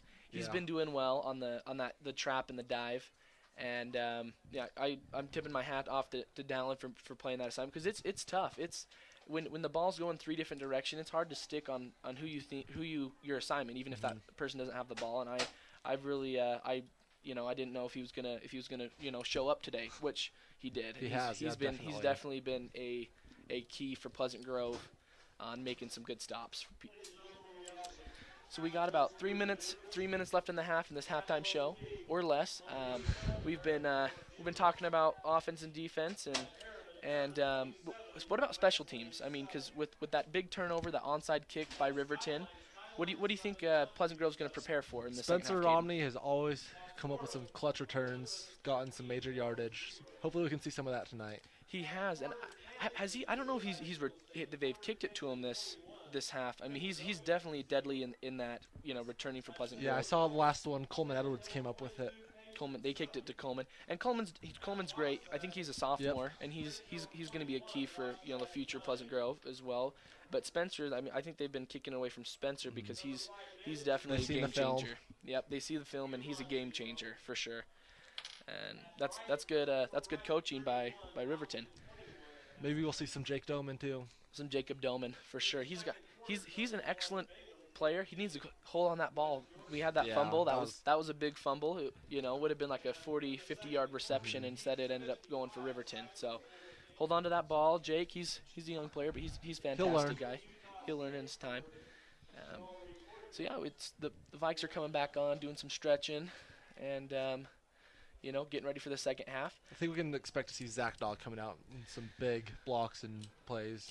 Zach Dawes He plays definitely both game ways. changer. When he got injured on that, where we thought he got injured, I was kind of scared. I was definitely like, oh no, Yeah. They need him. He's a big hit, and they've kind of been double teaming him a bunch, but he's had his assignment, and he's been playing well. The Vikings are lining up, doing their stretches, getting some agilities going. Staying loose. It's important on a cold night like this. It is. And do you think the weather's affected the game at all, Caden? Yeah, this is probably the coldest game they've played this year. I don't know if they're ready or prepared. I know. Well, when I'm a quarterback and my hand's purple, I don't know if I can make some of these throws. Both sides, they've been making some pretty good throws. Like I said, Jeremiah and Riverton's quarterback, and it gets cold out there. Yep. Well, we see Jeremiah warming up, got a strong arm, and hopefully he can make some good. He can drive the ball with this Viking O. The O line I think they've gotten a break, and they're gonna start cruising here. Out fired up. They are gonna come out fired up. I've been in that locker room, and when you're down the team by a couple points, you get fired up. And the guys just get in there and start yelling. Nothing motivates you more than coming out losing. No, definitely. That's definitely what we could see is them just. I could expect a touchdown with this next drive. Yep. Well, Riverton's doing their thing on the sideline. They actually look pretty pumped up right now. They're doing this cool Ohio jumble thing going on. It's pretty awesome. Well, you got me, Brandon Dennison, and Caden Collins here doing this halftime show. It's just about over. Kaylee McGee, she was awesome. I don't know if she's awesome. She's great for letting us do this. Thanks PGSN and KPGR. We got they changed the clock. It's 1:40 now because the 3 minutes had run out. Some more time for us to ramble. Got some more time for us to ramble. So what do you see this? What's your prediction, Caden, for the score ending? What's your prediction? I don't want to make a definite prediction because I don't want to sound like not intelligent, but like I've said earlier, it'll be close. PG can come up with some key plays. If they will, they'll come out ahead on this one. Yep. They need to stop the turnovers and just make plays. Offense needs to drive the ball. If the O-line can give Jeremiah just one more second in the pocket, they're gonna end up very successful. All right, I'm gonna turn. Okay, Lone Peak. We have a score update for our region. Lone Peak 14, American Forks 7, and that's also a close region game. All these region games have been pretty close. And we believe BYU is 16, and they're playing their opponent, who is Mid Tennessee State. Tennessee State. Mid Tennessee State 3. So that's, I don't know if you call Mid Tennessee State a. Oh, it's Utah State. Okay, so it's Utah State. Okay, so mix up. Either way, BYU's winning if you're a BYU fan. Good for you. Go Cougars. Good for you. That's time's clocking down, and I think we're gonna turn the time back over to your normal announcers. It's been fun. Thank you so much for letting us do thanks this. for letting us do the show. Oh, we're gonna actually keep going a little bit longer. Oh, Lake's in the house. He's coming back. Rocking the button up. Rocking the button up. This has been a lot of fun. This has been awesome.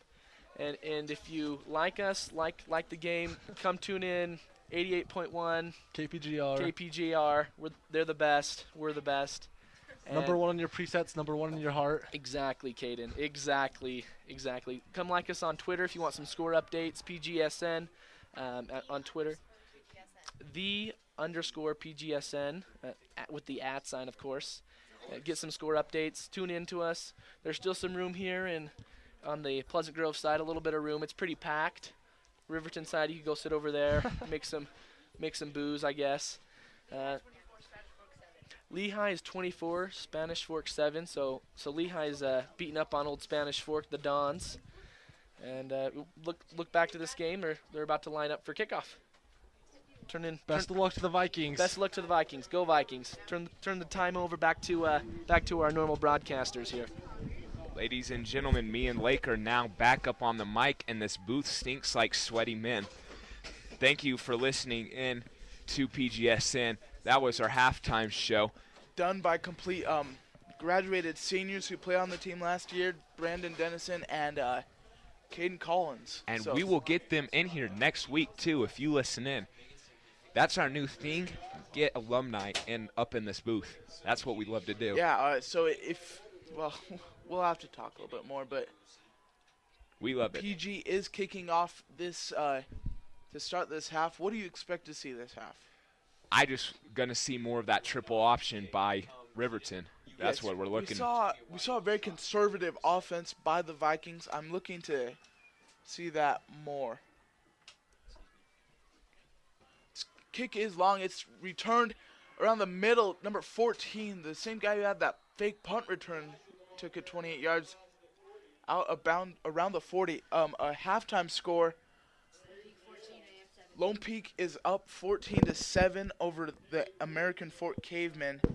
And that's definitely a surprise seeing the game that close for Lone Peak and AF. Coming into this second half, Riverton leading 10-7 with the ball now. Here comes that triple option. It's a handoff around the right side. Number 20 breaks some tackles, gets about 4 yards. Some after the play fighting, though. Definitely a very intense game on both sides of the ball. This is the first game we've ever seen Pleasant Grove into the half go into halftime trailing.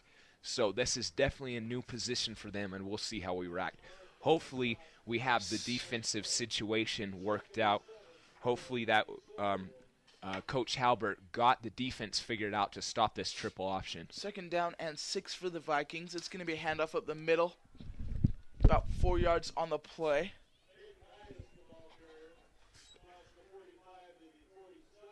It's going to be about 3rd down and 3, maybe 3rd down and 4 on the play. Riverton, this is a big play for the Vikings, if you ask me. Momentum in the second half is key. If we can get a stop here right now, that'd be a huge deal for us. I'm looking for Zach Daw right now, number 54. He hasn't shown up a lot on defense. This is where I'm asking him to come in. Here it is. It's a fake handoff. It's a throw around the right side. Wide open. Number 1, Jacob Doman on the stop. Number 20 was the receiver, Brandon Christiansen. We've seen him a lot this game. He's ran for a lot. He's caught a couple caught a couple balls. He's one of their best players on this team. He's a running back. He's a wide receiver. He's a kick returner. He's kind of their Spencer Romney. He's done everything tonight for the Silver Wolves. Definitely a very good player. 10 minutes and 30 seconds left to go here in the 3rd quarter. 1st down and 10. Here comes that triple option attack again. It's a reverse to number 20 around the left side. He gets another 7 yards. We are biting every time on that play. That sweep is working.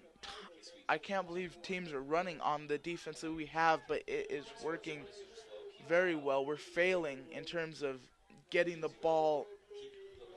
We just need to biting on those fakes. Need to figure out how to adjust so we can stop this triple option.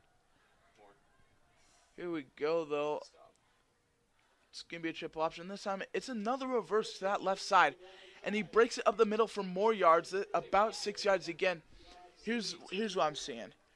We're reversing. Riverton reverses the ball, number 20, Brandon Christiansen.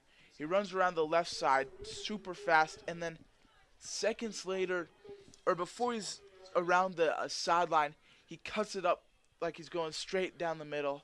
And the Vikings are biting every time because we're over pursuing the play. We're running like he's going to run all the way to the sideline. And the second we do that, he cuts it up the middle, and it's killing us right now. Riverton, it's another reverse to the left side. No, excuse me, handoff up the middle, about 7 yards. I got faked out myself. They've ran that reverse like 2 times. This time they go up the middle. Worked well for him, 6 yards on the gain. And that just shows how tricky Riverton's offense can be. Even us in the booth, it's hard for us to follow where the ball is going and where it ends up, just because of how well they run their fakes. 2nd down and 4, here it comes. This time it's a reverse around the left side, number 32. He's wide open. Block in the back, though. Holding is down. He's down around the 9-yard line, though, for Riverton, but the flag is down. Jacob Doman, not sure what to call it, though. Jacob Doman was being blocked and then spun around. When he spun around, that receiver blocking for Riverton pushed him in the back. That's a penalty. Should be about 15 yards on the play. Not sure where it's from the spot or not. Riverton now with the ball. 27 yards out and about 3 away from the first down. Now it's moved back. They will be 34 yards out and 11 yards to go for the first down. 9 minutes left here in the third quarter. Riverton still leading by 3. The score 10-7. Riverton with the ball. Here come the Silver Wolves, that triple option. Here we go. It's a reverse to the right. Number 20 wide open. Got plenty of room. He's to the 10. Foot race, he won. Touchdown, Riverton. That's the first time we've ever seen Jacob Doman this season lose a speed race. Yeah. On that play there, number 20. Brandon Christiansen, I believe is what you're looking for. Cameron Christiansen. Excuse me. Cameron Christiansen. Riverton is looking to go for the 2-point conversion, though. And now they sub everyone out, and another flag's down.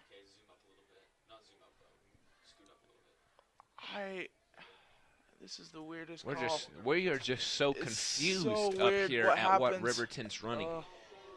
So Riverton, I can only imagine how they feel down on the field. So Riverton lines up like they're going to go for 2, and then right before they go for 2, they sub everyone out.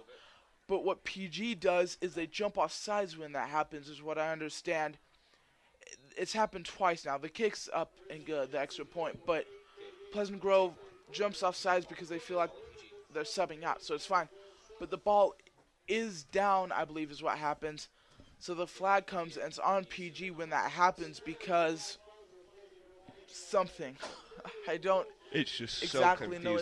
It's crazy coaching, but it works because it's happened twice. Up here in the booth, we watch this, and it just looks like absolute chaos. And it's just absolute chaos. And so we can only imagine how the Pleasant Grove coaches are trying to respond to that when we can't even understand it, when we have a full view of everything up here in the booth. Don't forget to join us if you're listening on KPGR and you have a computer or an iPhone or a tablet of anything. Go on to DeseretNews.com, click the High School Sports tab. There you should be able to see something that says live streaming. Click on that and check on the Pleasant Grove game. That way you can have a visual of what's going on in this game as well as our voice. Which are lovely voices. By the way, you do a lovely job up here, Lake. Oh, thank you, Connor. Thank you. So we've seen Riverton kick an onside kick already. Vikings do seem to be prepared. It is an onside kick up that middle. It bounces around. Riverton defenders looks to be like Vikings have it this time. The same thing happened excuse me, I'm fumbling around here. The same thing happened not that long ago. Riverton was able to recover it. This time, a Viking player, I believe number 9, John Ross, was able to bounce on the ball. First down 10 for the Vikings. We're starting at the 37-yard line. Long drive, but this is a big drive for the Vikings, if you ask me. Definitely. This will definitely set the tempo for the second half. If they get out here and they push on this first drive, that'll help immensely throughout these next 2 quarters. Sweet. 2 to the left, 2 to the right for Jeremiah Evans. Number 5, TJ Wind, is the running back. Flags down. Some sort of movement on the Vikings. Nope, timeout was called before the play clock expired. So it's going to be a waste of a time. Actually, not a waste of a timeout, excuse me. Anytime it's you're not getting a flag, it can't be a waste. Coach Hamilton, so it's going to be, we're going to have 2 timeouts left to go in a close game, which is kind of scary, especially when we get into that fourth quarter. But some mistakes. We didn't know where to line up, weren't exactly sure what was going on. So, and you definitely don't want to see that. And that's okay to see maybe if we're playing a team that we can run all over and get up 40 points. But when it's a close game where PG is actually down, that's not what we want to see. Yeah, I'm not used to seeing those types of errors on PG. We've seen it a couple times tonight. 2 to the right, 2 to the left. Jeremiah Evans has his running back, TJ Wint, who we haven't seen much of tonight. Here comes the throw, though. It is a handoff to TJ up the middle, and as I said, he gets about 1 yard, maybe gets just back to the line of scrimmage. Riverton's done a great job of keeping our star players, TJ Wint and Spencer Romney, in check. Spencer has no catches. TJ Wint has about 25 yards rushing. Definitely. Riverton definitely watched a ton of film and prepared for this game. Vikings, Jeremiah Evans has 3 to the right, 2 to the left, second down and 10. Here comes the snap. It's a throw to the right side. Number 1, Jacob Doman on a comeback pass. Gets it complete about 10 yards. Going to be a first down. Jacob Doman, first thing I noticed, once he caught that ball, he had 2 arms around it. Squoze it incredibly tight. We saw him earlier in this game fumble the ball. He is not going to let that happen again. Pleasant Grove now about 2 yards from the 50-yard line. It's first down. 7 minutes and 45 seconds left here in the third quarter. 3 to the left, 1 to the right. That 1 to the right is number 2, Spencer Romney. Here comes the snap. It's a read option, fake, beautiful call. Jeremiah Evans gets about 6 yards before being tackled backwards by some Silver Wolves. And that's the second time that Jeremiah Evans has gotten to run the ball tonight. Yeah, one time having to scramble to the right side of the pocket. He had no option but to run it himself. But second down and 4 on the play. I like seeing that run. TJ Wind, we've handed off a lot to him tonight, but this time we keep it with Evans. They weren't expecting it. 2 to the right, 2 to the left for him, though. It's a throw. He's looking left. Pressure comes. Laid out. Ball pops out. He does appear to be down. He's getting up very slowly, though. Definitely a hard hit. He took that one to the helmet. His brain must be racked for sure. That's a loss. And now it's about 13 yards to go on third down for Pleasant Grove. Where is that O-line that we have? Third down and 14. We have the ball on about the 44-yard line. We've got, as I said, 14 yards to go. 2 to the right, 2 to the left for Evans. Here comes the snap. It's a throw. Pressure comes again. Throws it left side. Incomplete. Flag down. Does appear to be a pass interference. I also believe it may have been a late hit, too, on number 36, as the ball had clearly been incomplete. Number 36 pushed our guy, number 6, Malik Overstreet, into the ground. I saw another late flag come out. Not sure what's going to be yet. Definitely. Jeremiah Evans there looking for the quick pass, unsuccessful. Jeremiah not having a lot of time, not having the time he is used to sit back in the pocket and throw it. This defensive line from Riverton just so quick and light on their feet. It will be on the Vikings. It's now third down and 4. 2 to the right, 2 to the left for Evans. Our wide receivers are Spencer Romney, Jacob Doman, Micah Jones, and Malik Overstreet. All of these receivers, except for maybe Jacob Doman, have been pretty quiet tonight. So looking for something here. Here comes the snap. It's a throw to the left side. Micah Jones on the reception. First down. About 8, maybe 9 yards on the play. Great catch by him. Even better throw. Evans, there's an out route, so the receiver was running to the outside, but he had to throw it to the inside because of the defender. Great positioning on that ball on the throw. Jeremiah Evans. First down 10 at about the 36-yard line. Vikings fast tempo offense is going to hand it off inside to Micah Jones. Runs around the left side, drags a tackler before being pushed out. It's going to be about 2nd down and 9 on the play. It seems as if Jeremiah Evans is now figuring out how to run with this fast offense. In past games, Jeremiah's O-line has just been able to hold anybody out, and he's had all the time in the world. But now with this quick D-line from Riverton, he has a lot more pressure, and it seems that he's just getting into the groove. As the momentum goes, our fast-paced offense goes. 3 to the right, 1 to the left for Evans.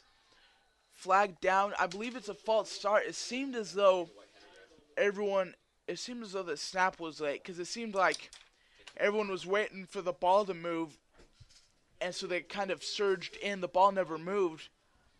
That's what it's going to be. It looks like a mental mistake on number 79's part. Stratton Wagner, the BYU recruit. Not sure if he has a scholarship there or not yet, but he's definitely been looked there. He's had some visits. So just a quick mental mistake. It's going to be about 2nd down and 15. 3 to the right, 1 to the left for Evans.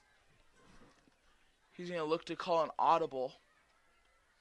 TJ Wind is that running back to the left. He's been quiet tonight. I'm looking for him in the second half. Here comes the snap, though. It's a throw. Pressure comes. He's going to throw it right side high. Number 2, Spencer Romney. Intercepted, though, by number 4. Absolutely tragic. That's Connor, their quarterback. Yep, Connor Henderson. Definitely tragic, and we've seen that several times this game. Pleasant Grove on a great drive, and they throw it away with a fumble or an interception. That's actually Jeremiah's 2nd interception he's thrown tonight. And I think that makes a total of 5 for him this season. 5 minutes and 17 seconds left to go here in the 3rd quarter. Riverton with the ball. Triple option. I have no clue who has it. It's like stopped around the 1-yard line. It's going to be 2nd down and 9. I got faked out big time on that play.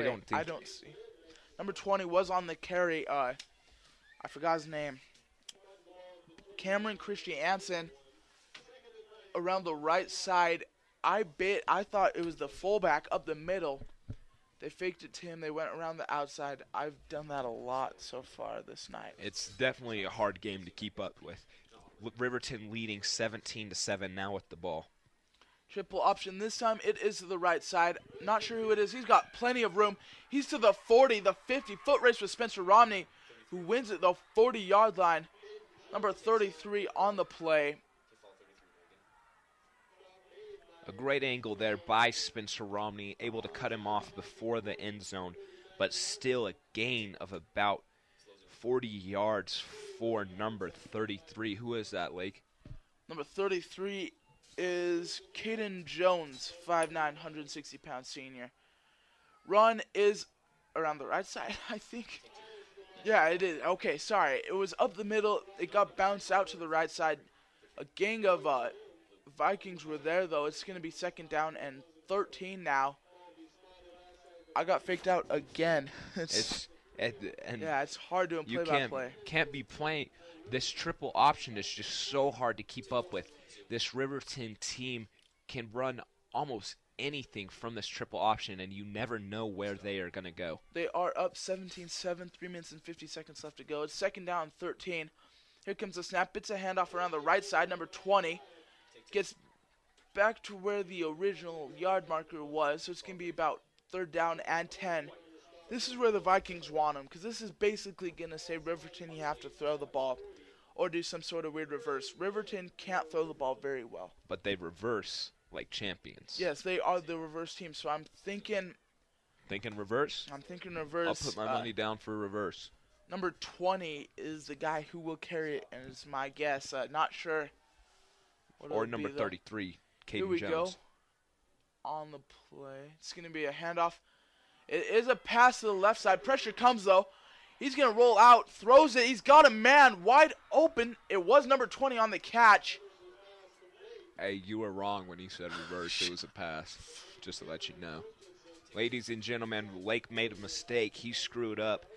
That was a pass. That'll be a first down for Riverton. I love you, Lake. No, you know no self-esteem when you're color or play-by-play with Connor Rivers. Sorry, I just can't let anybody feel good, especially when the Vikings are down by 10 points. And this is the most Vikings have ever trailed this season. Here comes triple option for the Silver Wolves. This time it's a handoff to number 5 up the middle. It's going to be about 4 yards on the play. I was actually able to follow the ball that time. Hey, that's good. It's good. It's definitely so I don't hard know to I keep said that up at all. with Riverton's triple option. They run the fake so well, and we've bit the fake. Oh yeah, and the Pleasant Grove Vikings have constantly bit the fake this game as well. Second 2 minutes down. and 30 seconds left to Second go down here and in the third. 16 yards to go for the Silver Wolves. If I'm the Vikings right now, where are the fans? The fans are as quiet as I've ever heard. It's a run up the middle, number 5. Gets about 3 yards. This is going to be about 3rd down and 3. This is a huge play. Or excuse me, 3rd down and 4. 2 minutes left in the third quarter. Riverton now with the ball 14 yards out, leading 17-7, and about 5 yards to go for the first down. It is 3rd down. Here comes that triple option. This time it's around the right side, number 20. Again, he's close to the first down line. Not sure where this ref's going to spot it. I believe they're going to be moving these chains, though. It looks to be enough for a first down. I believe they're bringing the chains. They're saying... Yep, we will measure. This is close. I guess this is big because this could be 4th down in inches if the Silver Wolves don't get it. We're going to have a goal line defense. Here we'll see here. It's being stretched. It looks to be enough for first down. It is just by inches. That is luck of the draw really on Riverton's part. They're able to get the first down. It's going to be first down goal. The chain markers are now on the ground. It's going to be 9 yards to go. 1 minute, 41 seconds left to go in this third quarter. PG down 17-7. Here comes the Silver Wolves, that triple option. Here it is. It's a reverse around the left side. Touchdown Silver Wolves. I really didn't even want to call it because the one time I actually see the play coming and I don't bite for the fake, everyone else bites for the fake. It seemed like there was one guy back to maybe stop it, Jacob Doman, who was held on the block by number 33 though. Great block by him. Riverton's gonna line up like they go for 2 points. They do this weird type of thing. Now they sub their guys in. And another flag's down. I'm glad to see that flag because I'm sick of watching that substitution. No, it's on the Vikings. Oh my gosh. If I was out on that defense, I would tell you what I would do, but then the FCC would just come in here and just boop, boop. So, I won't tell you if I was a coach, but 1 minute and 30 seconds left in the third quarter. Here comes the kick for Riverton. Kicks up and good. I'm incredibly embarrassed for our BYU commit, captain, number 54, Zach Daw. He's played on this varsity team as a freshman. Look, Zach Daw is one of the better players you'll ever see. He's amazing. He's absolute size, huge. He's 280, 6'4". But what Riverton does is they sub out and they bring their kick team in, and our Vikings, they keep moving. When they do that, the Vikings will scoot up for some reason. I'm not sure why. It's offsides, and Riverton has to kick a 1-yard field goal instead of a 3-yard field goal. Or extra point. We've seen that work for them 3 times, I think. Yeah, it's really upsetting. It's Zach Daw every time. And number 25, Marcos Garcia, not a captain, just a player, grabs Zach Daw. Yes, an excellent player. Grabs Zach Daw by the face mask, and I'm sure chewed him out. he had some words for him. Zach Daw was pretty quiet. He walked to the sidelines. He's upset with himself. He knows what he's done. Some mental mistakes on his part. He'll be fine, though. Kicked by Riverton is high into the right. Looks to go out of bounds. It will. We're going to have the ball about the 35-yard line.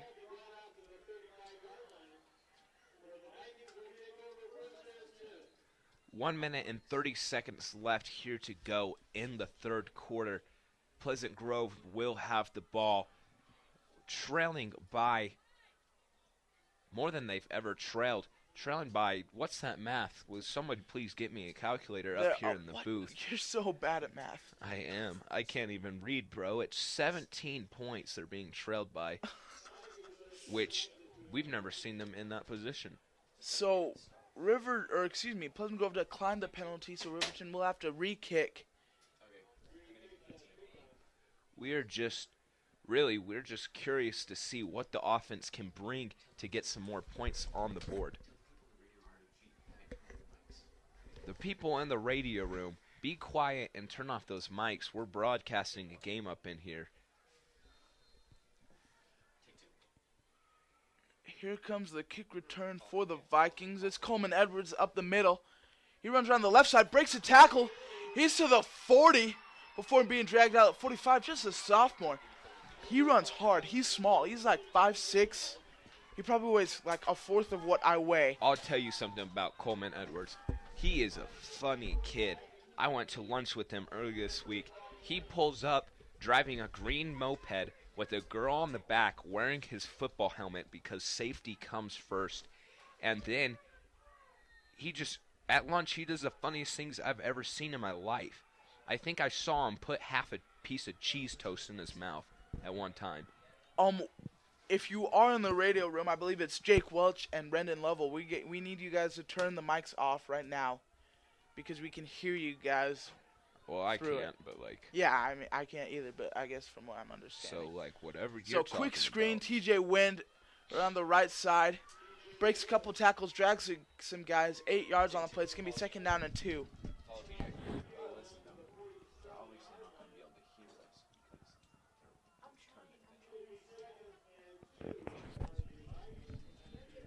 People are going to get smacked, probably in the face. 50 seconds left to go here in the third quarter. Pleasant Grove. But at PG, we're a non-violent school. There's no violence here. Oh, no, dang it. Well, okay, sorry. Jeremiah Evans threw a backward pass screen to TJ Wynn, number 5. TJ dropped it. Riverton recovered it. Turnover. Sorry, I didn't call it because we're trying to talk. Figure some stuff out. Listen, I'll tell you what happened. So Jeremiah Evans drops back into the pocket, looks over, throws the ball, but threw it too far to the left and too low. There was no way he could have caught that. Fumbling for the ball. Riverton gets it. Now 48 yards out. You can't throw that ball backwards. It's key.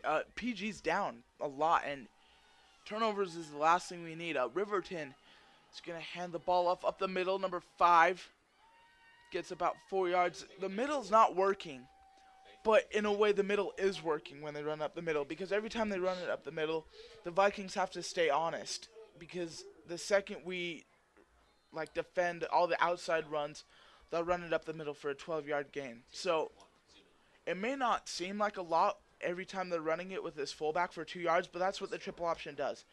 The fullback's a complete diversion tool who gives it to the outside guy, and that's when we see those big plays. So it's going to be the end of this third quarter, 2nd down and, 24-7. Riverton is up. Big game here. Not sure what the standings are. If I could check them real quick, just 1 sec.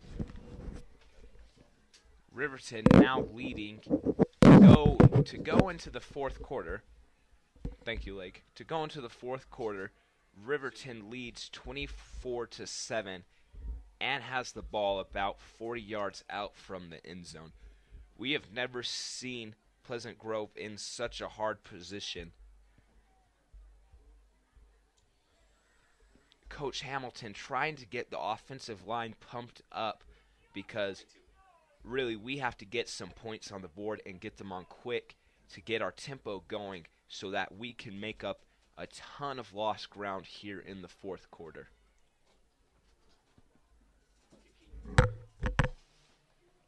Definitely trying to get some scores from other football games around the county for you. But Pleasant Grove now taking the field along with Riverton. Riverton has the ball on the 41-yard line. Second down and about 7 to go. Alright, sorry, I'm back. Trying to get some what am I trying to say? Trying to get some serious rankings so we can see where if we happen to lose, where we will fall to. Second down, 6, Riverton triple option. Handoff up the middle, I think. Yes, up the middle for about 7 yards. As I was saying, it keeps these guys honest. The Vikings, the second we start just defending that sweep, that outside run, they run it up the middle. It's amazing coaching. Their offensive coordinator for Riverton is a genius in my mind. It's going to be 3rd down and 1 for the Silver Wolves. They have the ball at about the 35-yard line. Here comes the snap. Looks to be a handoff up the middle. I don't really know. Yes, it is. It's about 4 yards on the play. Number 5 running hard right now. This, I'm looking for it right now. They ran the ball up the middle about 3 times in a row. Here's where we see this number 20 around the outside. They fake it up the middle. We go to the outside. Number 20 runs it. He's super fast. One of the fastest players I've seen in high school. Here it is, though. 1st down 10. Here it comes. It's an outside sweep to number 20. He runs inside, though, for about 2nd down and 7 on the play. Number 20, I keep forgetting his name. Christiansen. Cameron Christiansen. They swept it to him on the outside. He did cut up, though, so there's only about 3 yards on the play. Definitely one of the quicker players we have seen from this Riverton team. I wish we could get some better stats, maybe get some 40 times up in here, but it looks as though he is quick, almost Spencer Romney status. Yeah, sorry, my voice is totally cracked. Run up the middle, not long, not a lot, huge gain, just about 3 yards. Number 5 keeping him honest again. It's going to be 3rd down and 6 on the play. Or, excuse me, for the Silver Wolves. Just having a lot of difficulty up here in the booth tonight. It's hard to keep that positive energy flowing up here in the booth when your Vikings team is down. And we've never had to really experience that. What? Silver Wolves, 3rd down 6 they're gonna fake up the left side. It's gonna be a throw, complete around the left side. Big gains out around the 10-yard line. Pleasant Grove just looking ticked off here on the sideline, not very happy. Wondering what it's going to take for Pleasant Grove to get back in this game. This OC for Riverton is out-coaching our defensive coordinator. Because the second he thinks we're going to run it inside, he fakes it to the outside and then he throws the ball. And the second, and vice versa, I can't talk bad about our defensive coordinator because I would have no clue what to do. It's more Riverton's doing great stuff and us just not being able to do as well. But handoff around the right side, number 20, Brandon QC. Just a hard game up here. There's a flag number down 20, on the Cameron play. Christiansen around the right side before being tripped up. I'm trying to say a bunch of different players' names at once. Flag is down, though. Not sure who it will be on. 9 minutes and 35 seconds left here in the fourth quarter. Riverton has the ball. Looks to be a holding on Riverton. Getting moved back, yeah. It will be 1st down for them on the 28-yard line. One thing to note, Riverton is 5-0 as well. So I think they're 4-1 actually. Are you sure? I was just looking on the schedule. They're 5-0. They're 5-0. Yeah, they're 5-0. The winner of this game will have outright leadership in the our region. Sweep around the left side, wide open. He's to the 20. He's still going to the 10. Cuts it back. Touchdown Riverton. A lot of the fans pretty upset, yelling at the ref, trying to get a holding call, but no such luck. 9 minutes and 8 seconds to go here in the game. Riverton now leading 30-7. Definitely a sleeper team. No one expected a lot from Riverton. Here they come with that sub package, and the Vikings don't jump that time. Zach Daw is not in, but the Viking defenders did not jump, something we haven't seen in a while. So extra point will come for Riverton. Snap is up, kick is good. As I was saying before, though, Riverton, I would have expected them to be third or fourth in our region. Not as well as they're doing right now. They look to be a team that could beat anyone except for maybe East or Bingham, the two really great teams in Utah. My flag football team. I don't think they could take us on, but yes, Conner Rivers' flag football team is dominant, legendary. I believe so. We play prison rules, bro. Yep. 9 minutes and 8 seconds left here in the fourth quarter. Riverton leading 31-7. Some outstanding coaching going on the Riverton sideline. It is just, they are just throwing tricks. It's like, treat them like magicians because they are just pulling tricks out every which way. Yeah, one of the most well coached teams I've seen in a long time, and a head coach of Air Force. This is the team that reminds me of them. They run the same type of option. He's an amazing coach as well. He's ran a lot of game-winning type. He's won a lot of games at Air Force, but here it is. High kick for the Vikings, recovered by number 9, John Ross. To run this triple option, you have to be well coached, is what I'm trying to say. Definitely. And they're as well coached as anyone. So their coaches definitely have studied up on this Pleasant Grove defense and just worked their triple option down to the bone and just have it figured out down pat. Taking some snapshots up here in the booth. What a happy day. Psych, that's the wrong number. Pleasant Grove is down 24 points. Riverton leading 30. Late, you got to get on some play-by-play. 3 to the right, 1 to the left for the Vikings. He's going to throw the ball, number 2, Spencer Romney. It's short, though.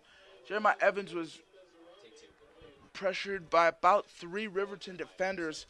You were saying earlier, these Riverton linemen, they're small. There's not a lot of weight. But how it's confusing me how they're out-muscling this Viking offensive line.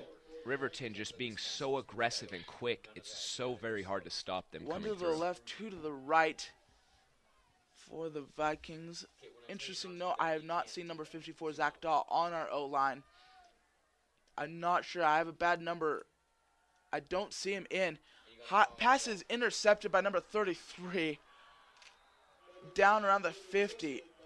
Oh, man. Third interception for the Vikings. Jeremiah Evans' third interception of the night. He can't be happy about that one. Number 54, Zach Dodd, is sitting on the bench, head down. Looks to be grabbing that knee. No trainer by him. Not sure what's up with him right now, but earlier in the game, Zach Dawes' knee brace actually just got dominated, absolutely bent to pieces. So it's got to be something with his knee that's keeping him off this O-line.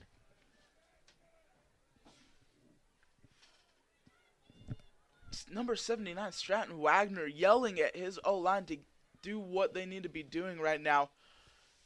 Not sure what's going on right now. Riverton offense. Handoff up the middle, number 5. It's about 2-yard gain. 8 minutes and 41 seconds left to go here in the game. Riverton now has the ball on about the 49-yard line. It's second down and about 9 to go. Wait, I was going to say something. Oh, okay. I keep forgetting. I keep losing my train of thought. It's good, man. All right, so Riverton, second down and 9, triple option. Receiver to the left. Here it comes. It's a reverse around the left side. Number 33 runs. gets about 2 yards. It's going to be third down 6. What I was going to say before is the problem right now is we're down by a lot, and this clock will keep running with this triple option. They don't throw the ball a lot. There's not a lot of incompletions, and they don't get out of bounds a lot. So Vikings, if they're going to score, they have to score fast because this Riverton offense is going to ink off a lot of time right now. 7 minutes and 45 seconds left right now.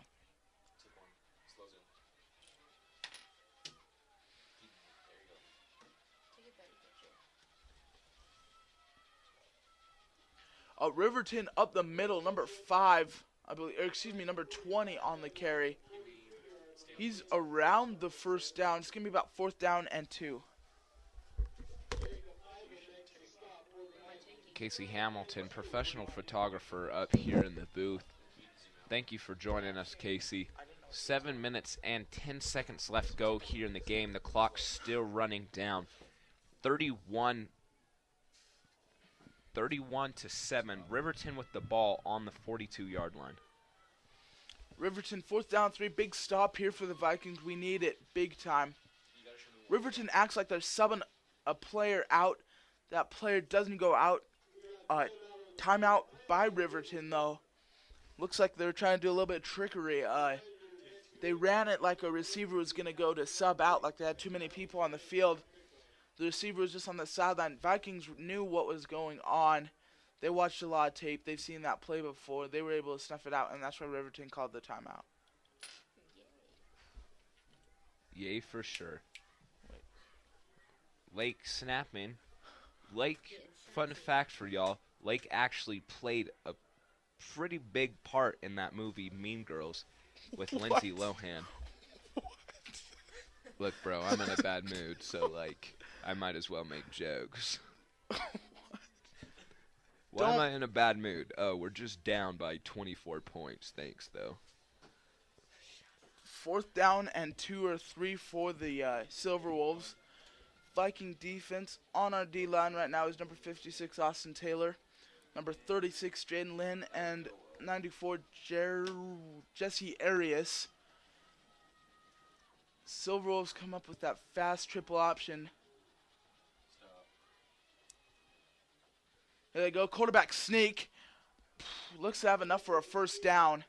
Not sure where they'll spot him. They're moving the chains. Vikings look defeated right now. It definitely looks like they just don't have what's in the tank to finish it out, or the desire. It looks as if, though, they've just given up on this game and they kind of just want to go home. Yeah, and it's hard to broadcast a game when the team you're broadcasting for is giving up. It makes you want to give up. So handoff around the right side, number 20, Brandon Christiansen runs hard, gets a first down, about 13 yards. Flag is down, though. What a powerful run there by Brandon Christiansen, pushing his head down and just taking a couple kids with him, dragging them for that extra couple yardage. 6 minutes and 30 seconds left here in the game. It'll be a holding penalty on Riverton. We're just praying and hoping for anything that these Pleasant Grove Vikings have left to just figure out this Riverton offense and hopefully get some points up on the board, come back into this game. I should take back what I was saying. Vikings haven't given up. We're a team that I feel like these Vikings have never given up, and they're not going to give up right now. They look tired. They look really tired. They look winded against this offense. I said before that this type of offense wins players down, and the fourth quarter is where big things happen. Left side run like 10 yards on the play. That's just what it looks like. This offensive line for Riverton is getting the biggest pushes against our D-line right now. Like, they're getting blown back 5 yards every play right now. And our D-line has never had to face anything quite like this. Our D-line, very powerful and aggressive, used to having to rip through big guys to get in there and stop the play. But with this quick, light, second down, intense offensive line from Riverton, it's second hard down to stop. and 14 for the Riverton Silver Wolves. Run around the right side. This time it's Braden again. He gets about 8 yards.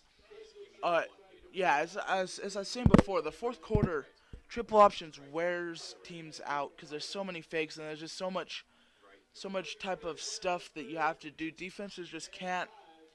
They get worn out very easily against this type of offense, and right now it shows. It's kind of devastating watching these Vikings get blown back almost every play. It's going to be about 3rd down and 6. Riverton, 4 minutes and 55 seconds left to go in this game. It's a handoff up the middle. Huge hole to the 20. 1st down. About 15-yard gain on the play. We're just up here in this booth asking, what will Pleasant Grove have to do to turn this game around and get back in it? Pleasant Grove down 24 points. Riverton leads 31-7. 4 minutes and 40 seconds left in the game. Clock's still running. It is going to be what a long drive for the Silverwolves. They had the ball with about 10 minutes left in this 4th quarter. They ran it all the way down to 4 minutes and 30 seconds left to go. It's a handoff up the middle, I believe, about 4 or 5 yards. Number 5, Pius on the run for the Silverwolves. Pleasant Grove coming back on that play. Looks like they're giving it all it got and stopped the run up the middle. Definitely still having difficulties as they've been having with it the whole game, the outside run. Wondering what it's going to take for Pleasant Grove to figure that out and stop that. Riverton still running that clock down. 3 minutes and 48 seconds left to go now. Here comes the handoff around the left side. Number 20, Braden Christiansen, goes up the middle. Near a 1st down, may be enough. They're moving the chains. Yep, 1st down for Silverwolves. It's now 1st down and goal. 6 yards to go before touchdown. Now running down. 3 minutes and 35 seconds left to go until the end of this game. Riverton now with the ball. It's 1st and goal, and they're about 7 yards out, looking for another touchdown. We're hoping that the goal line defense that we have seen can come out and stop them. Yeah, flags down on the play. Looks to be against Riverton. False start. It's going to be 3 minutes and 14 seconds left to go. Pleasant Grove is down 31-7. It's going to be 11 or 12 yards to go before a touchdown. It is 1st down on the play.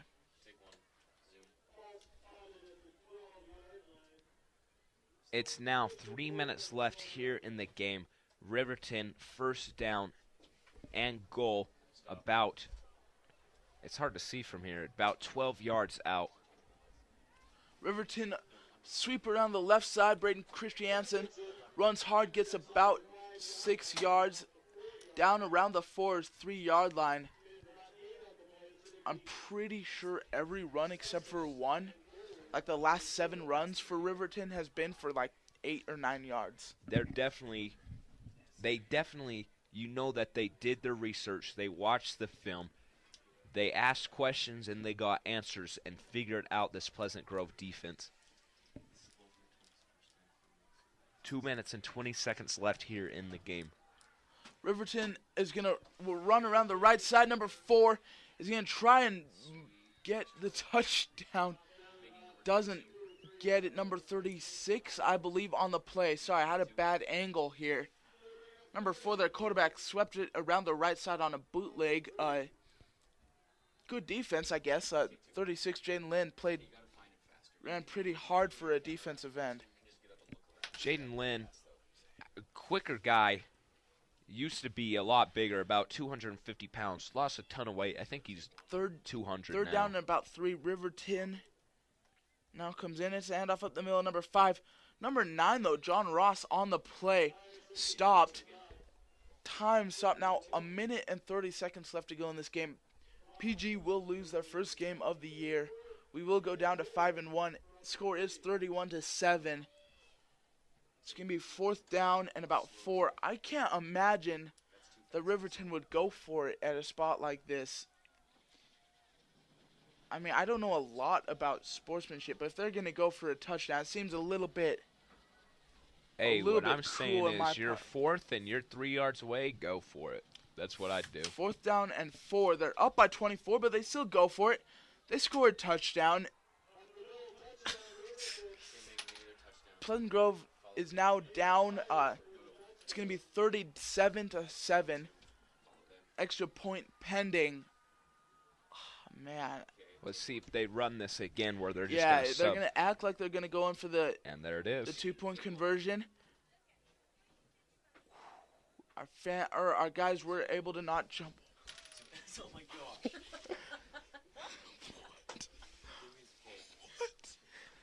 Some crazy Halloween trickery going up in here. Here comes the extra point. The kick is good. Riverton down Pleasant Grove down 38-7.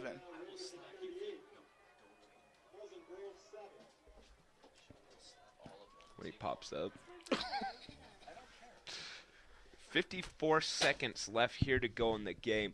Pleasant Grove seeing if they'll have time for one more offensive drive. But it looks as if it is over. Riverton leads 38-7. Usually you hear broadcasters say stranger things have happened and there's still hope, but if I wouldn't say I'm a realist, but we're gonna lose, and we're gonna lose by a lot. And I mean I hate saying that, but we're down 38-7. 54 seconds left to go. This Riverton team is one of the best I've seen in a long time, maybe the best Riverton team they've had. And you know that they were in watching film for absolutely days for sure. to prepare for this game. It's tough to see. Oh well though. Riverton is going to kick the ball off to the Vikings. Back to return is still number 2 Spencer Romney and number 28 Coleman Edwards. Here comes the kick though. It's going to be to the left side. Number 28 Coleman Edwards will have the chance to return it. No, he won't. It is out of bounds. Flag is thrown. Vikings will have the ball on the 35-yard line with 54 seconds left to go before the end of this game and their first loss. PG will fall to 5-1. I believe they'll be tied for second in our region behind the Silver Wolves.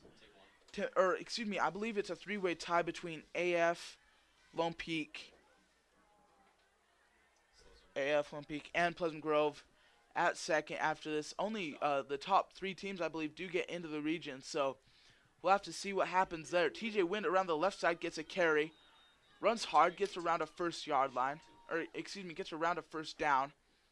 The game may be what you would say over, but Pleasant Grove still running hard, showing that they're going to finish out this game, which is what we like to see. Definitely not just hanging their head down and taking the loss. They're going to run out and show that they're still the team we know them to be. 3 to the right, 1 to the left for Evans. Evans is going to hand off the middle to TJ Wind. Tries to get first down, goes nowhere. That defensive line for the Silver Wolves, none of them are as heavy as me. None of them are, they're incredibly small, it seems like, those defensive linemen. I'm heavier than most of those guys. But they're pushing back our incredibly huge offensive line. It's more about effort. Here comes Evans on the throw. He's going to throw it right side deep to number 6, Malik Overstreet. Incomplete. I don't know. It's kind of a desperation heave into double coverage. Not exactly sure what was going on in the mind of Jeremiah Evans. Jeremiah Evans throwing 3 picks this game, which now doubles what he had coming into the game. A total of 6 picks this season.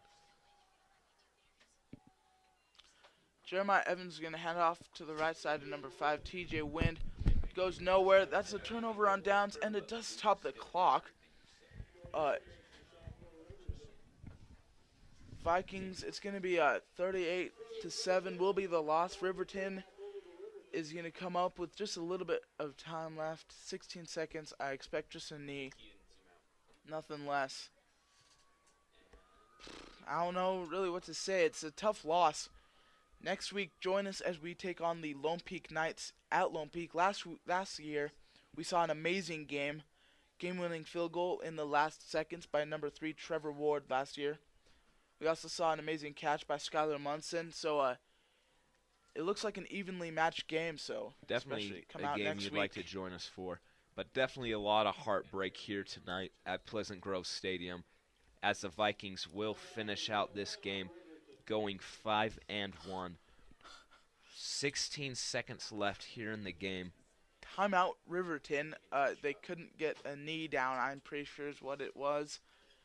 I don't know if they didn't have a knee team or what it was, but How do you not have a knee team? You yeah, just have a guy go out and put his knee on the ground. I don't know. They still ended up having to call the timeout though, So they which can is going coach. to delay this awesome loss They for can the Vikings. they can coach like that the whole game, but they can't put a freaking knee team together.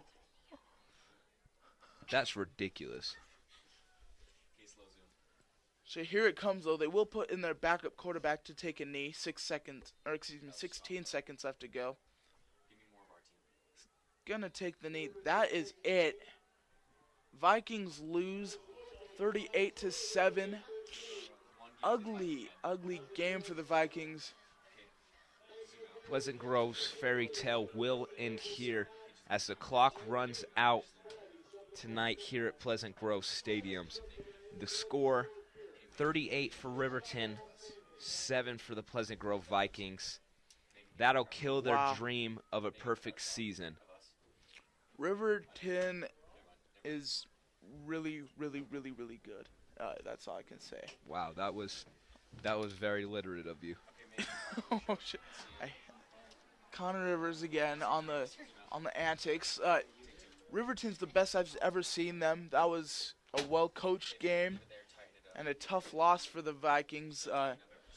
We still have fireworks though. That's one plus. We may have the loss, but hold on to the cherish.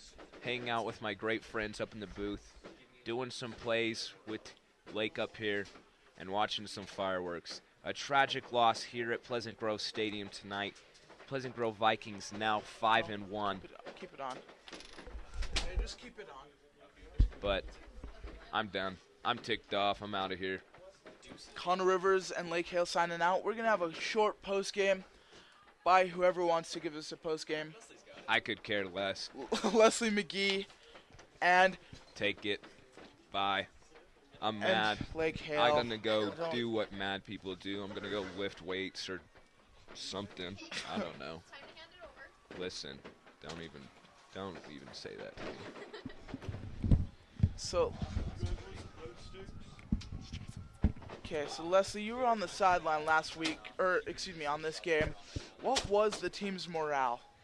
I don't know. I think that they got a little bit down. I think we went into the game with a little bit too high of hopes, and that's never good for a football game because a lot of different things can happen, and you're never sure what the outcome is going to be. So I think we went in there thinking we too high and ended up not performing as well as we would have liked. And then when that morale or that expectation was let down, it just made it hard for these players. Most of them were getting frustrated with each other. I saw a couple on the sideline. One of the players just yelling at the other kid, chewing him out for who knows what. Just saying that if he doesn't want to play the way that they're playing, then he needs to sit down or walk away. So I think they were getting really frustrated with each other, which is never good with a team because unity is what makes the team. And so it's tragic to see them fighting with each other and not getting along down there because that just makes it that much harder. Yeah, one thing I'm noticing right now is the fans, or excuse me, not the fans. There are positive things we can take away from this game. One thing we realize that every week in our region, it's a tough game. It's kind of like the SEC if you follow college football at all. The SEC is a powerhouse division. Every game except for maybe two times in a season is a tough one. Every one of these teams are good in our region except for maybe Westlake, and even they are a team that can beat us. So it's absolutely devastating to see a loss, but I think we're understanding a lot about ourselves. We have holes on this team. We aren't perfect. Definitely. And I think it's good to see a little bit of flaw from Jeremiah, just so that he has something to work on, because a lot of the times we've seen some pretty amazing stuff from him, and I mean he obviously has some things to work on, and that'll be good for him to be able to watch the film and see the mistakes that he made and fix them for next week, because Lone Peak's going to be a tough game. Yeah, we're also going to see a lot about who our captains are and who our real good players are, because TJ Wind had about 30 or 40 yards rushing the ball. It's not a lot. That's not TJ. Oh, it's unusual for him, definitely. Yeah, and Spencer Romney had 0 catches, 0 yards. That is what got me the most down there. And at halftime we were even commenting on it, that Where's Spencer Romney? Yeah. Yeah. Where is he at? And where is TJ? Because he's had just like 1 or 2 really good plays, and that's about it. Yeah, I'm scared because teams are going to watch this film, and they're going to see what they did to TJ, and they're going to see what they did to Spencer. We have such a good balanced offense between the two. We're able to pass for a lot of yards and run for a lot of yards. This game we couldn't do either. If you can take away both of those, we're truly in a lot of trouble. I didn't see Malik Overstreet. The only one to really even catch a lot was Jacob Doman, and even he had a fumble. It was an ugly game for the Vikings. We're going to have to come back next week a lot harder. Lone Peak's not as good as this Riverton team, but they're very good. They have a quarterback in Baron Gronkowski or something, some Serbian name. I don't know how to say it. So we'll see them next week. It ought to be an interesting game. Yeah, not much more to say about that. Tough loss for the Vikings, though. Definitely, and they're gonna get it this next week, and hopefully fix those flaws and make the changes that need to be made, because Yep. Lone Peak will be a tough game if we play the way that we play tonight. Well, thanks for listening. This was brought to you by our PGSN crew. You heard this on 88.1 KPGR and on DeseretNews.com. We'd just like to thank our producer, Ryan Coker-Hands, our sideline reporter, Leslie McGee, and as well our highlight guys, Caleb Payne and Tyler Edwards. They're amazing. Watch the highlight videos that they put up. Yeah, also go on to Pleasant Grove High School and watch our highlights. But other than that, that's going to wrap up this game. Reporting to you is Lake Hale and Leslie McGee on the game. That's it. All right, well. Oh, sorry. As said by our producer, Ryan Coker-Hands, don't forget to go on to gmpmovies.com and watch our highlights as well. There's something to see. Our cameraman, Tyler Edwards, is as good as they're going to get. You'll see some amazing highlights with an HD camera that apparently costs like $3,000. I don't know. That's just what they say. So that'll be it. But other than that, we're signing off. All right.